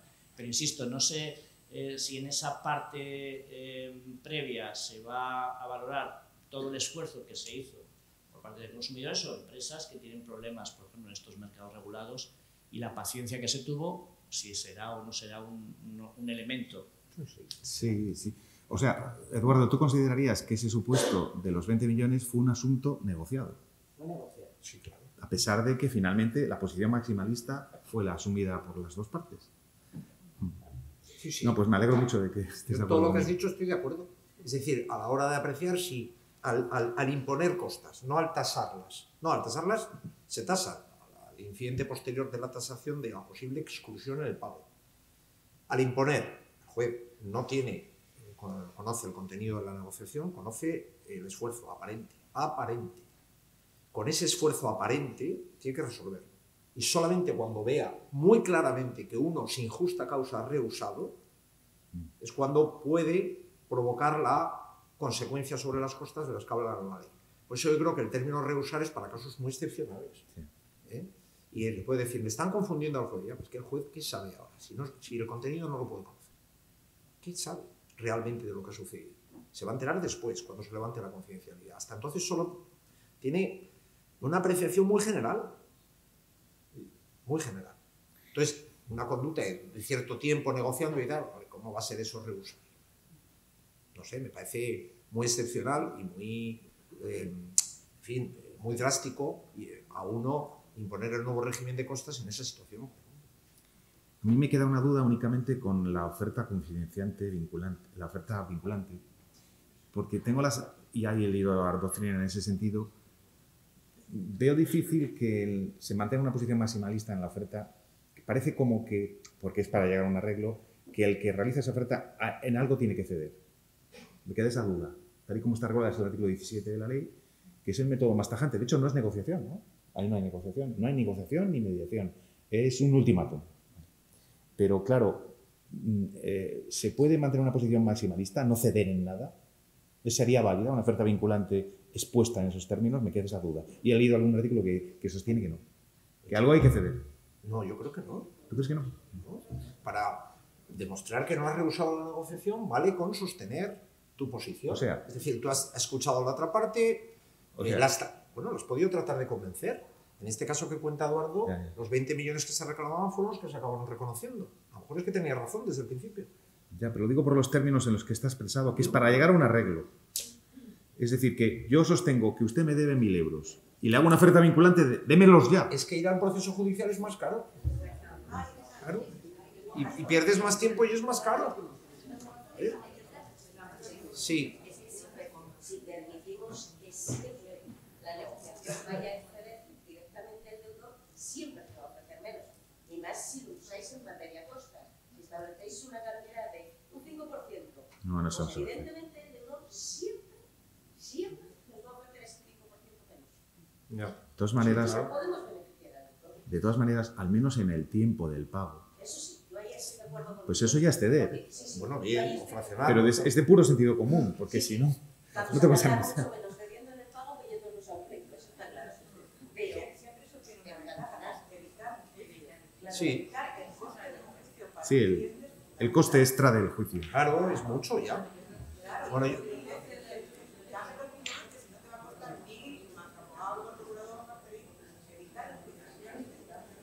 yo en relación con el consumo, a ver, estoy de acuerdo con Eduardo en que hay que mirarlo con cierta amplitud, las muchas posibilidades que tienen los consumidores de acudir a la legislación sectorial, y además la ley sí que ampara cualquier tipo de negociación, tipo de negociación, creo que decir, previsto en esta en otras leyes. Claro, pero hay un procedimiento singular que ha asfixiado la jurisdicción civil, que es el pleito de nulidad de cláusulas abusivas incorporadas en contratos de préstamo hipotecario, ¿no? Primero suelo, vencimientos anticipados, intereses de demoda, gastos hipotecarios. Eso ha asfixiado la jurisdicción civil. Bien, yo hasta el punto creo que esta ley, si por algo se justifica, aunque no se dice expresamente, es para tratar de atajar esa bolsa de procedimientos que siguen entrando, ya menos, bueno, que te vas a decir, pusiste 17.000 no es en general, es que puso 17.000 sentencias. Es una cosa disparatada. 23.000. Entonces, aquí hay varias cosas, ¿no? La primera es que cuando se conoció la sentencia del TJUE, creo que era el 21 de diciembre del 16, ¿no? Sobre el tema de la retroactividad de las cláusulas suelo, lo primero que hizo el gobierno es dictar un Real Decreto Ley 1/2017 Hoy derogado. Derogado. Hoy derogado. Pero, mira, derogado ¿por qué? Porque incorpora una nueva previsión. Sí. Bien, derogado porque era exclusivamente para las cláusulas relativas a condiciones generales incorporadas en los contratos de crédito o préstamo de garantía hipotecaria. Entonces, el problema es que era voluntario, no era obligatorio. Entonces, tuvo su utilización, pero claro, no era obligatorio. ¿Qué hemos conocido? Hemos conocido que por X motivos, pero que generalmente está producido por una doble presión que viene, por un lado, de las entidades bancarias de no querer reconocer lo obvio, y saber que posiblemente tenga que pagar, pero que pagar a la larga, y luego una gente que ha considerado que hay un nicho de negocio. ¿Por qué? Porque el pleito, el interés está en las costas procesales. Tampoco yo creo que con esto estoy diciendo cosas muy raras, ¿no? Entonces, eso es una presión para el servicio público, donde hay un momento donde dice, bueno, es que estamos trabajando con unos intereses muy distintos a los que realmente suponen la tutela del consumidor. A mí la tutela del consumidor era otra cosa cuando empezamos y luego se ha convertido, para muchos, directamente dicen que en un negocio de mucha gente. Bien, hay fondos de litigación, incluso fondos que invierten en litigación sobre estas materias. Eso ha venido a los Estados Unidos. Bueno, entonces, creo que esta ley, uno de los fundamentos tiene es atajar aquello, ¿no? Atajar eso diciendo, mira, vamos a conseguir que una cosa tan aparentemente sencilla, aparentemente, porque el tema de gastos hipotecarios lo dijo todo el Tribunal Supremo, prácticamente lo que había que decir, ya sobre la prescripción se ha dicho todo, y ya no debería haber litigio sobre esto. Es que no debería haber litigio sobre esto. Pero hay, bien. Entonces, como hay, y teníamos el Real Decreto Ley de cláusula suelo, que era voluntario, lo han derogado. ¿Por qué? Porque con esta ley se incorpora un procedimiento específico. Un procedimiento específico que es para consumidores, porque lógicamente los que están invocando esto están buscando un problema de control de contenido, un control de transparencia. Sí, sí. ¿Eh? Y me dices, hombre, nosotros creemos que el consumidor puede acudir a la vía de la reclamación al mes, a la reclamación extrajudicial a la entidad y no acogerse, por ejemplo, al artículo nuevo 439 bis, que es un procedimiento muy parecido al que había con el Real Decreto Ley en materia de cláusula suelo voluntario. Ahora este es obligatorio, no solamente para cláusula suelo, sino para cualquier cláusula incorporada a un contrato de préstamo, con garantía hipotecaria. Igual no me he explicado bien, luego te hago más. No, lo digo porque eso sí me parece preocupante. O sea, es decir, yo tengo la impresión de que el legislador sí que ha querido expresamente que la acción del consumidor, en este caso, específicamente cuando se trate de esto, vaya por el 439. Es que estamos no vaya... Estamos de acuerdo. ¿eh? Ah, vale. Bueno. Estamos de acuerdo. Sí, bueno, lo que pasa es que te he entendido como que el ámbito... consumidor puede ir a cualquiera reclamación y José, tienes que tener en cuenta que tiene que ir y tiene que esperar a que le conteste. Es que hay dos ámbitos distintos. Hay dos ámbitos distintos. El 439.5 y 439 bis se ciña cuando hay reclamación de cantidad. Bueno, no estoy tampoco de acuerdo, fíjate. Los términos de la ley son clarísimos. ¿Por qué? Porque lo ves... Términos de la ley son clarísimos. No, los términos de la ley tendrás que leerlo entero, entonces, porque mira, no se admitirán las demandas que tengan por objeto las acciones de reclamación de devolución de las cantidades indebidas satisfechas del consumidor o cualesquiera otras cláusulas que se consideran abusivas contenidas en los contratos de préstamo, es que es un poco largo,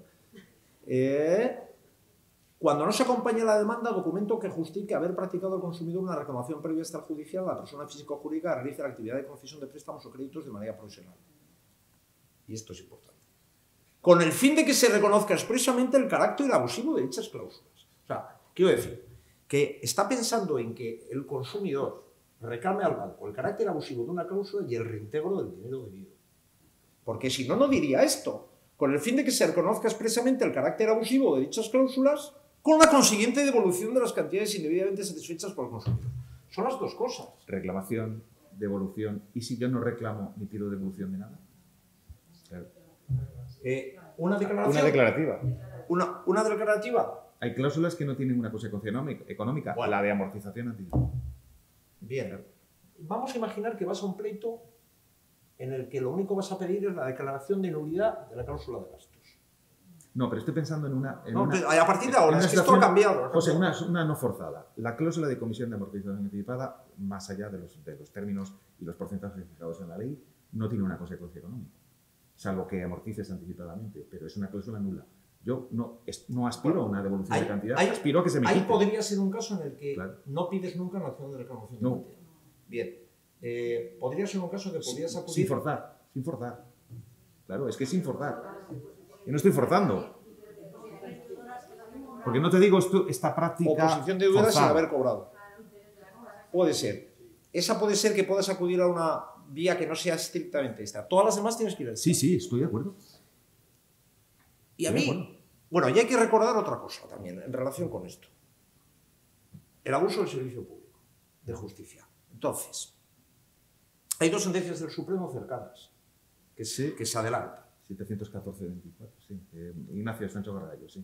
Una de 20 de diciembre y otra de 5 de marzo. 20 de diciembre del 2024, 5 de marzo. Ignacio, sí. ¿Qué dicen esas dos sentencias? Dicen Se adelantan, no utilizan el concepto abuso del servicio público de justicia como utiliza la ley, pero utilizan el concepto abuso del proceso. Sí, sí. Como una parte del fraude de ley, abuso del derecho, artículo 7, o sea, del Código Civil, título primero. Sí, sí. Bueno, o no sé si utilizan el artículo 7, ahora no me acuerdo, o utilizan directamente el artículo 11 de la Ley Orgánica del Poder Judicial, el artículo 247 de la Ley de Procedimiento Civil, que en el fondo es la vertiente del fraude, del abuso del derecho en el ámbito procesal. Abuso del derecho en el ámbito procesal. Y son dos supuestos, sobre todo el segundo, que llaman la atención. El primero es más evidente, para entender un poco por dónde va a ir lo del abuso del servicio público y por el tema de la disociación de la acumulación de acciones.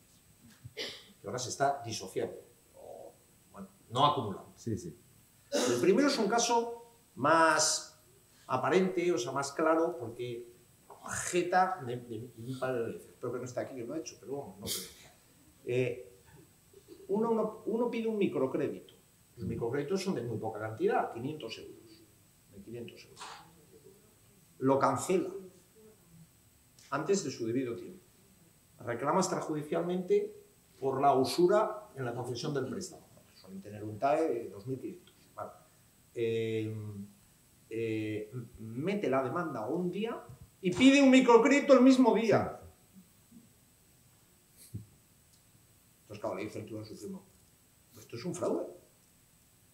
Vamos a ver, el microcrédito son 500 euros, tenemos valorado que usted iba a ganar por cuantía 1.800 en las costas y es lo que usted está buscando.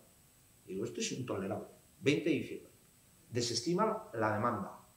No la segunda demanda, porque el segundo microcrédito todavía no había interpuesto la demanda. No, la primera. No, la primera. Se había estimado las dos instancias. Habían dicho, yo en esto no me meto. En Asturias, aquí hay un caso, hay un supuesto de usura manifiesta y en las dos instancias no se meten en ese lío. Decir, bueno, es verdad eso, pero es que hay usura. Entonces, ¿el contrato qué vamos a hacer con él? El Supremo dice, no, esto es un caso de fraude de ley, como algo pompiero, usted se va con las costas y al fiscal. Y lo manda al fiscal. Asunto. O sea que, cuidado con lo del abuso del servicio público. A ver. Segundo caso, que puede tener un poco más relación con el tema de las condiciones generales y todo está. No es un supuesto de consumidor, pero falta muy poco. Es un supuesto en el que se interpone una primera demanda para que se declare la incorrecta inclusión de una persona física en un registro moroso. Tema de derecho al honor, que derecho al honor, derecho a intimidad, que se está ejercitando pues muchísimo, no te voy de forma masiva, pero empieza en un momento que creíamos que iba a coger iba a ser un pleito más.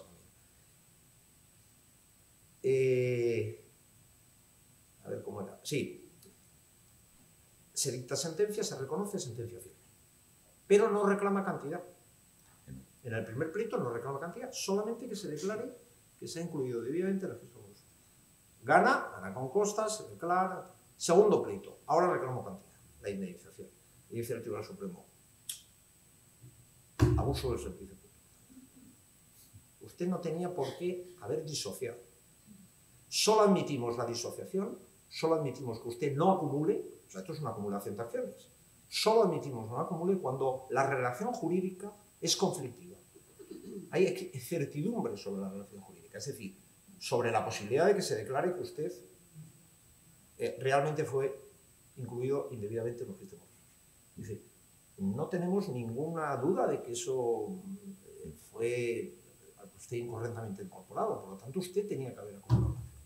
Tenía que haber acumulado acción. Abuso del servicio público y desestima la demanda. Y yo digo, bueno, si traemos esta segunda sentencia, ese cuerpo que tiene, al mundo del consumidor, con la disociación con una misma escritura, meto 4 pleitos por caso de las abusivas y otros 4 por el reintegro de cantidad, ¿qué vamos a hacer? Tú conoces que el Supremo ha dicho lo contrario y las dos primeras sentencias hay en la tercera son clarísimas. Porque no, además, yo te hablo con la legislación existente, te hablo con la de ahora. Si es que lo de ahora, es que no creo que lo de ahora añada nada a lo que estaba en el título preliminar del Código Civil. Te cuento, la 743-20 es un caso así. Un abogado en Oviedo incorpora el mismo día 3 demandas impugnando cada una de las demandas impugnando una cláusula abusiva distinta de la misma hipoteca. 3. llega a la Audiencia Provincial de Oviedo y la Audiencia Provincial de Oviedo dice que estima la tercera, estoy hablando de la tercera demanda, dice que la estima pero sin costas, que era lo que hacíamos aquí.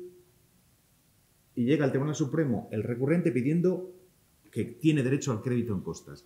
Y el Tribunal Supremo, en media línea, dice que tiene derecho al crédito en costas. Sí, porque es consumidor. Pero espera un momento, porque hasta ahora el consumidor no se le obligaba a acudir a un medio previo. Ya. Pero es que lo que hay que hacer... ¿Qué va a hacer el consumidor? Lo que hay que hacer, hay que diferenciar. Si hay reclamación de cantidad, es que además el procedimiento del 439 bis habla de cálculo. Es que está pensando en el cálculo, que era lo que preveía el Real Decreto Ley 1 de 2017. Porque está pensando en una reclamación de cantidad. En que se te cálculo desglosado, dice. Pues si tienes que reclamar cantidades, te tienes que ir obligatoriamente al 435, 439.5, 439 bis, de tal suerte que si no lo haces, la demanda no está en condiciones de ser transmitida. Pero si no reclamas cantidad, yo me voy a la adicional séptima y entiendo que con una reclamación extrajudicial sin respuesta o con una respuesta insatisfactoria hay que cumplir. Te voy a hacer otra pregunta. ¿Tú crees que ahora con la exigencia de una vía extrajudicial que tiene que ser terminada de buena fe previamente, va a haber muchas reclamaciones en las que no se integre reclamación de cantidad? ¿Va a haber reclamaciones para que me eliminen una cláusula de vencimiento anticipado de un contrato? Es que tienes que pensar, claro, yo tengo un poco la perspectiva de la especialidad en análisis de condiciones generales de la contratación. Hay condiciones generales de la contratación que no tienen un contenido económico y que son nulas. Y te digo una, que no se suelen demandar. La Comisión de Amortización Anticipada, que supera los porcentajes de la ley. Si lo estamos declarando. No, claro, yo tengo derecho a pedir. Yo te hablo de la estrategia. No, pues eso no es una estrategia. Es decir, yo tengo una cláusula nula, no sé si me puedo encontrar en una situación de querer amortizar parcialmente, no quiero que me cobren el 2% cuando la ley prevé un porcentaje menor y la quiero quitar. Se lo digo al banco, el banco no me la quita. Pues demanda. Pero, claro, es que son supuestos que no son habituales. No, hombre, si el banco no son infrecuentes. te dice que va a mantener la cláusula... Digo, ¿dónde está? Es que no lo sé cuál va a ser la actitud ahora de los bancos. Es que te empiezan a contestar diciendo no tenemos ningún problema en quitarle esa cláusula. ¿Qué estamos pensando? En la de gasto, vencimiento anticipado de interés de mora y hay muchas más. Ojo. Una cosa. Igual me he perdido un poco en el debate porque se han tocado muchos puntos, pero yo estoy teniendo ya alegaciones en las contestaciones de bancos donde me dicen que concurre cosa juzgada por preclusión porque es que ya seguimos otro procedimiento por el mismo préstamo hipotecario y aquí se van troceando las cosas y tal y tal. Y el Supremo, para resolverlo me encontré alguna sentencia, ahora no recuerdo el número, el Supremo lo que dice es, si usted no fuese consumidor, el 400, con la interpretación que tiene ahora el Supremo, que ha cambiado a lo largo del tiempo y que mañana puede cambiar otra vez, porque esto es así, por supuesto que concurriría a cosa juzgada por preclusión. Pero como usted es consumidor y además dice, y lo viene a decir, Europa me obliga a que yo lo pase, porque habla del principio de efectividad, de primacía del derecho comunitario europeo y tal cual, y dice, y por tanto no concurre cosa juzgada por preclusión y usted puede trocear el pleito si quiere en 7 partes y si las quiere en 17. Vale, eso es así, Enrique, porque el caso que yo he comentado, el segundo le aplica la preclusión. Es decir, usted tenía que haber ejercido la acción. Pasa que con el consumidor no se atreven a hacerlo. Pero yo la pregunta que hago es, ¿este régimen nuevo de las costas procesales también es aplicable al consumidor? El consumidor está ganando en costas siempre. La estimación parcial o incluso los señalamientos, porque tendría el banco un deber proactivo de haber tenido que remediar los efectos adversos de una cláusula abusiva en la vía extrajudicial. Lo estoy diciendo así. Tomando iniciativas. Sí. Claro. Entonces, ya, ¿vale? Pero con esta nueva legislación donde, si os fijáis, los criterios de costas no hacen referencia al consumidor, es para todos. El principio de efectividad generalmente supone que para el consumidor encuentre la debida protección, no tenga unos obstáculos excesivos. ¿Esta legislación sería acorde a los principios de orden de protección del consumidor, el principio de efectividad? Yo creo que sí. Puede ser. Yo creo que sí. Yo creo que la van a cuestionar. Estamos pensando únicamente, primero, no estoy yo, vamos, soy el primero que he protegido, creo que bastante al consumidor, pero el consumidor no se le protege exclusivamente por la vía judicial. Primero, se le puede proteger perfectamente por la vía extrajudicial. 1. 2. La protección del consumidor no es ultranza. ¿No? Puede chocar con los principios procesales de los Estados miembros, autonomía procesal. Puede ser limitada por razones procesales. Bien.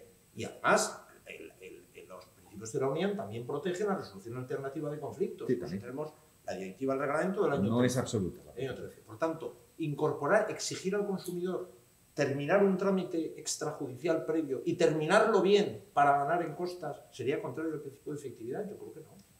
Yo no tengo claro la respuesta. Sé que lo van a cuestionar, porque eso va a pasar.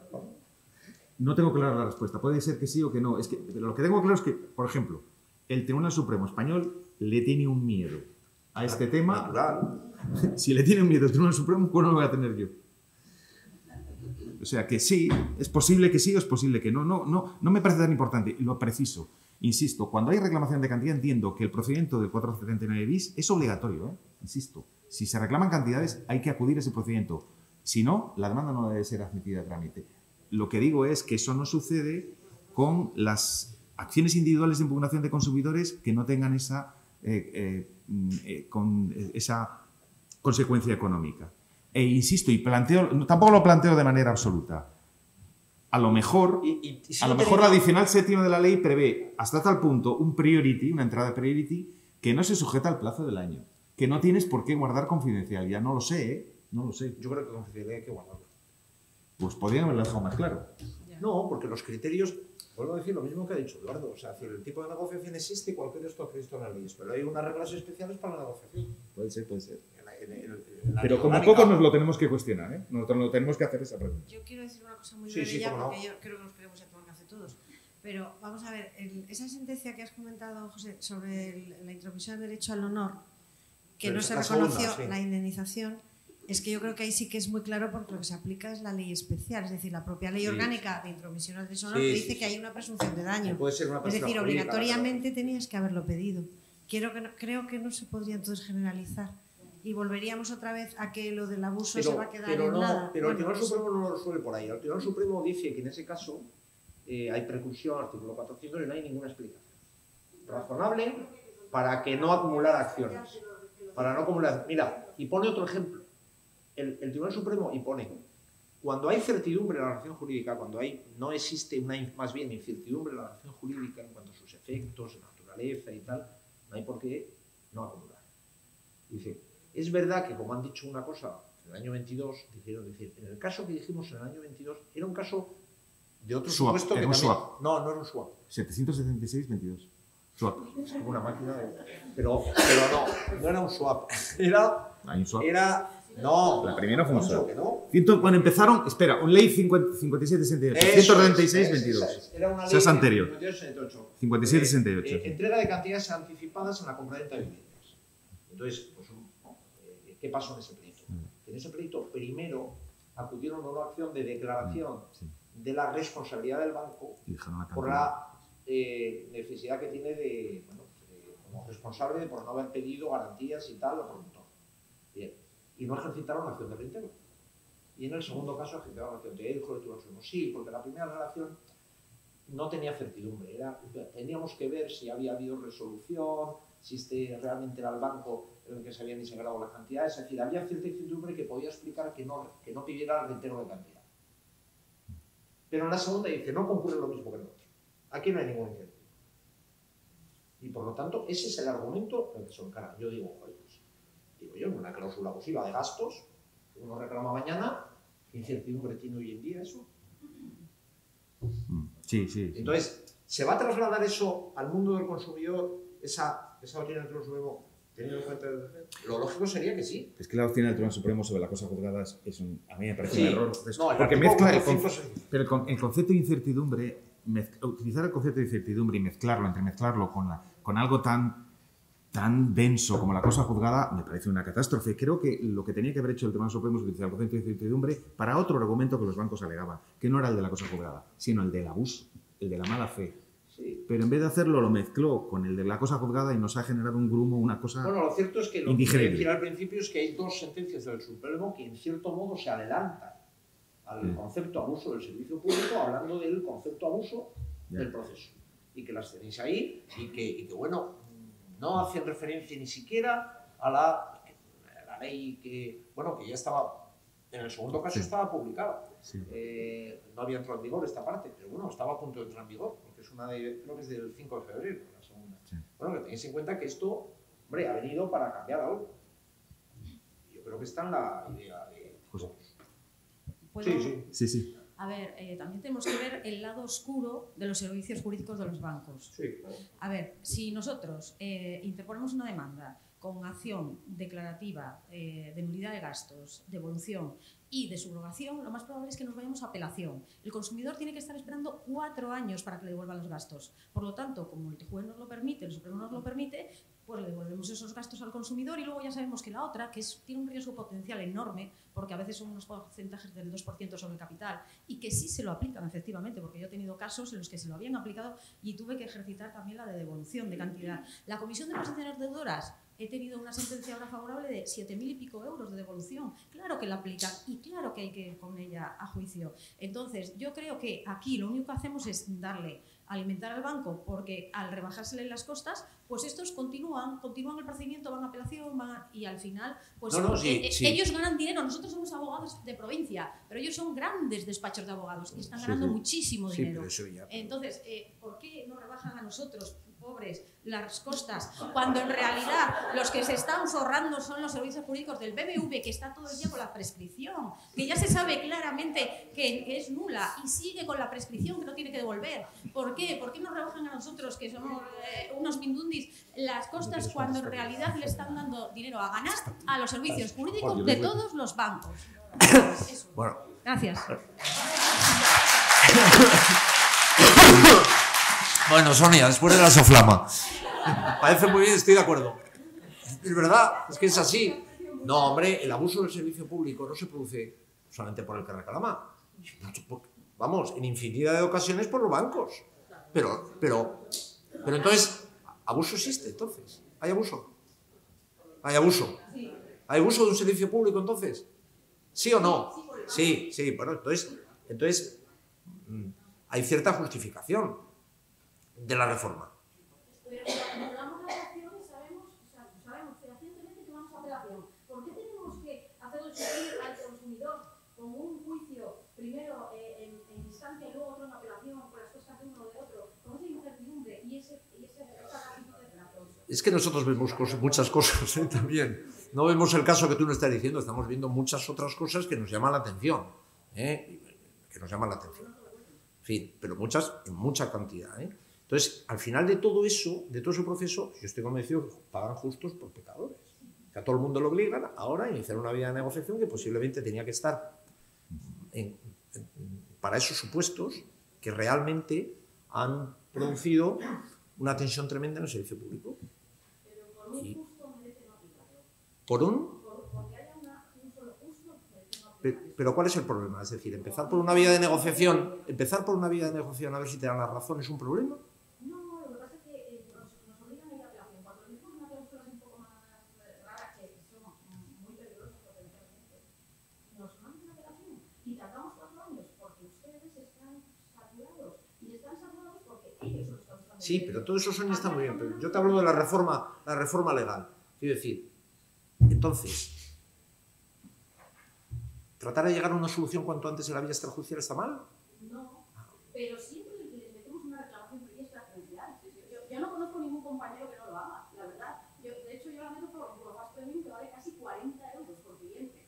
Y lo asumimos nosotros, porque ¿qué le vamos a pedir hasta que no hagan las cosas y tal? Entonces, el lado oscuro, que ustedes no conocen, y lo entiendo, yo les informo, de verdad. Esto está pasando así. Es una cosa terrible. Y todavía, yo no sé si habrá alguna sentencia de superioridad, anterior a los bancos, pero el BBV, vamos, es que se está riendo de nosotros, la cara, porque sigue con la prescripción. Ah, muy bien, Enrique. 126 igual, y a 126 te hacen una contestación de venta rápida, fotocopiada, más fotocopiada, y pues hay que estar tomando. Bueno, que no quiero decir que nosotros estamos en este mundo, que trabajamos en la cosa. Una cosa. Igual que trabajamos en la cosa, que sí, sabemos un poco lo que hay. Igual que una cosa. Que de vez en cuando tenemos una cláusula. Igual que ayer comenté yo lo de que no se puede perder la perspectiva de que esta ley no obligaba necesariamente a negociar y que yo distingo entre la negociación y lo que es una mera reclamación. tampoco podemos perder la perspectiva de que en consumidores, porque hay compañeros que me dicen, estoy de los consumidores hasta las narices. Yo siempre pienso, digo, estoy de los bancos hasta las narices. Porque realmente, el origen de todo esto está en que son completamente refractarios a lo que se les dice por activa y por pasiva. Yo he visto créditos de un 50 y tantos % TAE y todavía en 80 páginas te siguen defendiendo que eso es lo normal. Claro, dices, joder, y encima yo, el consumidor, oiga, trocele usted si quiere en 37 pleitos, si es que tiene razón. Y luego, esto uniéndolo al criterio del Tribunal Supremo de la proactividad del banco. Es decir, si yo fuese como tengo que ser, yo ya, banco, debería, lo que pasa, claro, estamos pidiéndole al banco que sea lo que no es. Que es, pues bueno, pues me voy a callar. Sí, eso es así. Entonces, claro, el origen de todo este mal no está en el consumidor. El consumidor y el nicho de mercado es igual. Quiero decir, a mí, yo tengo el nicho de mercado que ustedes me están facilitando. Ustedes, prestamistas y usurarios. En fin, usureros. Es que el problema es evidente, todos lo conocemos, es el que has descrito, Sonia, pero la solución, yo creo que es el gran problema de todo. La solución no está en el proceso. La solución, eso es lo que dice el Tribunal de Justicia de la Unión Europea y lleva razón. La solución está fuera del proceso. Si a lo mejor hubiéramos tenido un Ministerio de Consumo que en vez de andar liado con el sexo de los juguetes, pues hubiera puesto, se hubiera puesto las pilas y hubiera puesto, incentivos económicos o contraincentivos económicos, claro, otro gallo nos cantaría, porque la solución no está en el juzgado, la solución está fuera del juzgado. Bueno, hay una cosa que no se ha dicho y que para mí es elemental. Al abogado hay que pagarle bien cuando se vaya a llegar a un acuerdo. Es decir, hay que pagarle igual que si lleva un pleito. O mejor, sí, puede ser. Entonces mejor, es una posibilidad. Mejor. Porque cuando se habla de esto, de crear más, y hay que crear incentivos. Ayer, cuando hablaba Eduardo, digo, incentivos fiscales e incentivos económicos. De eso hablaba el secretario de Estado. El secretario de Estado estuvimos reunidos con la sala de gobierno y nos dijo que en la ley de asistencia jurídica gratuita iba a mejorar mucho económicamente alcanzar acuerdos. Y dijo, claro, le dijimos, es que lo que no se le puede decir es abocar a que tú, si llegas a un acuerdo, cobres el 10% de que terminan a un juicio. Eso no puede ser, porque entonces eso no incentiva a llegar a un acuerdo. Es decir, a mí los acuerdos me parece estupendo, protege al consumidor pitando. Y si no, sanciones al banco y además incentivos de pagar bien. Ahora, y luego los daños punitivos, que es una cosa que no los conocemos, porque en derecho español no, porque echan los ojos se conocen bien. Que el juez pudiera imponer a situaciones como los bancos, que hay un manifiesto abuso, o a otros, porque no solo abusan los bancos, vuelvo a repetir, que claro, nosotros estamos todo el día trabajando en esto, es que lo sabemos, Sonia, lo siento. No vas a cambiar mi opinión.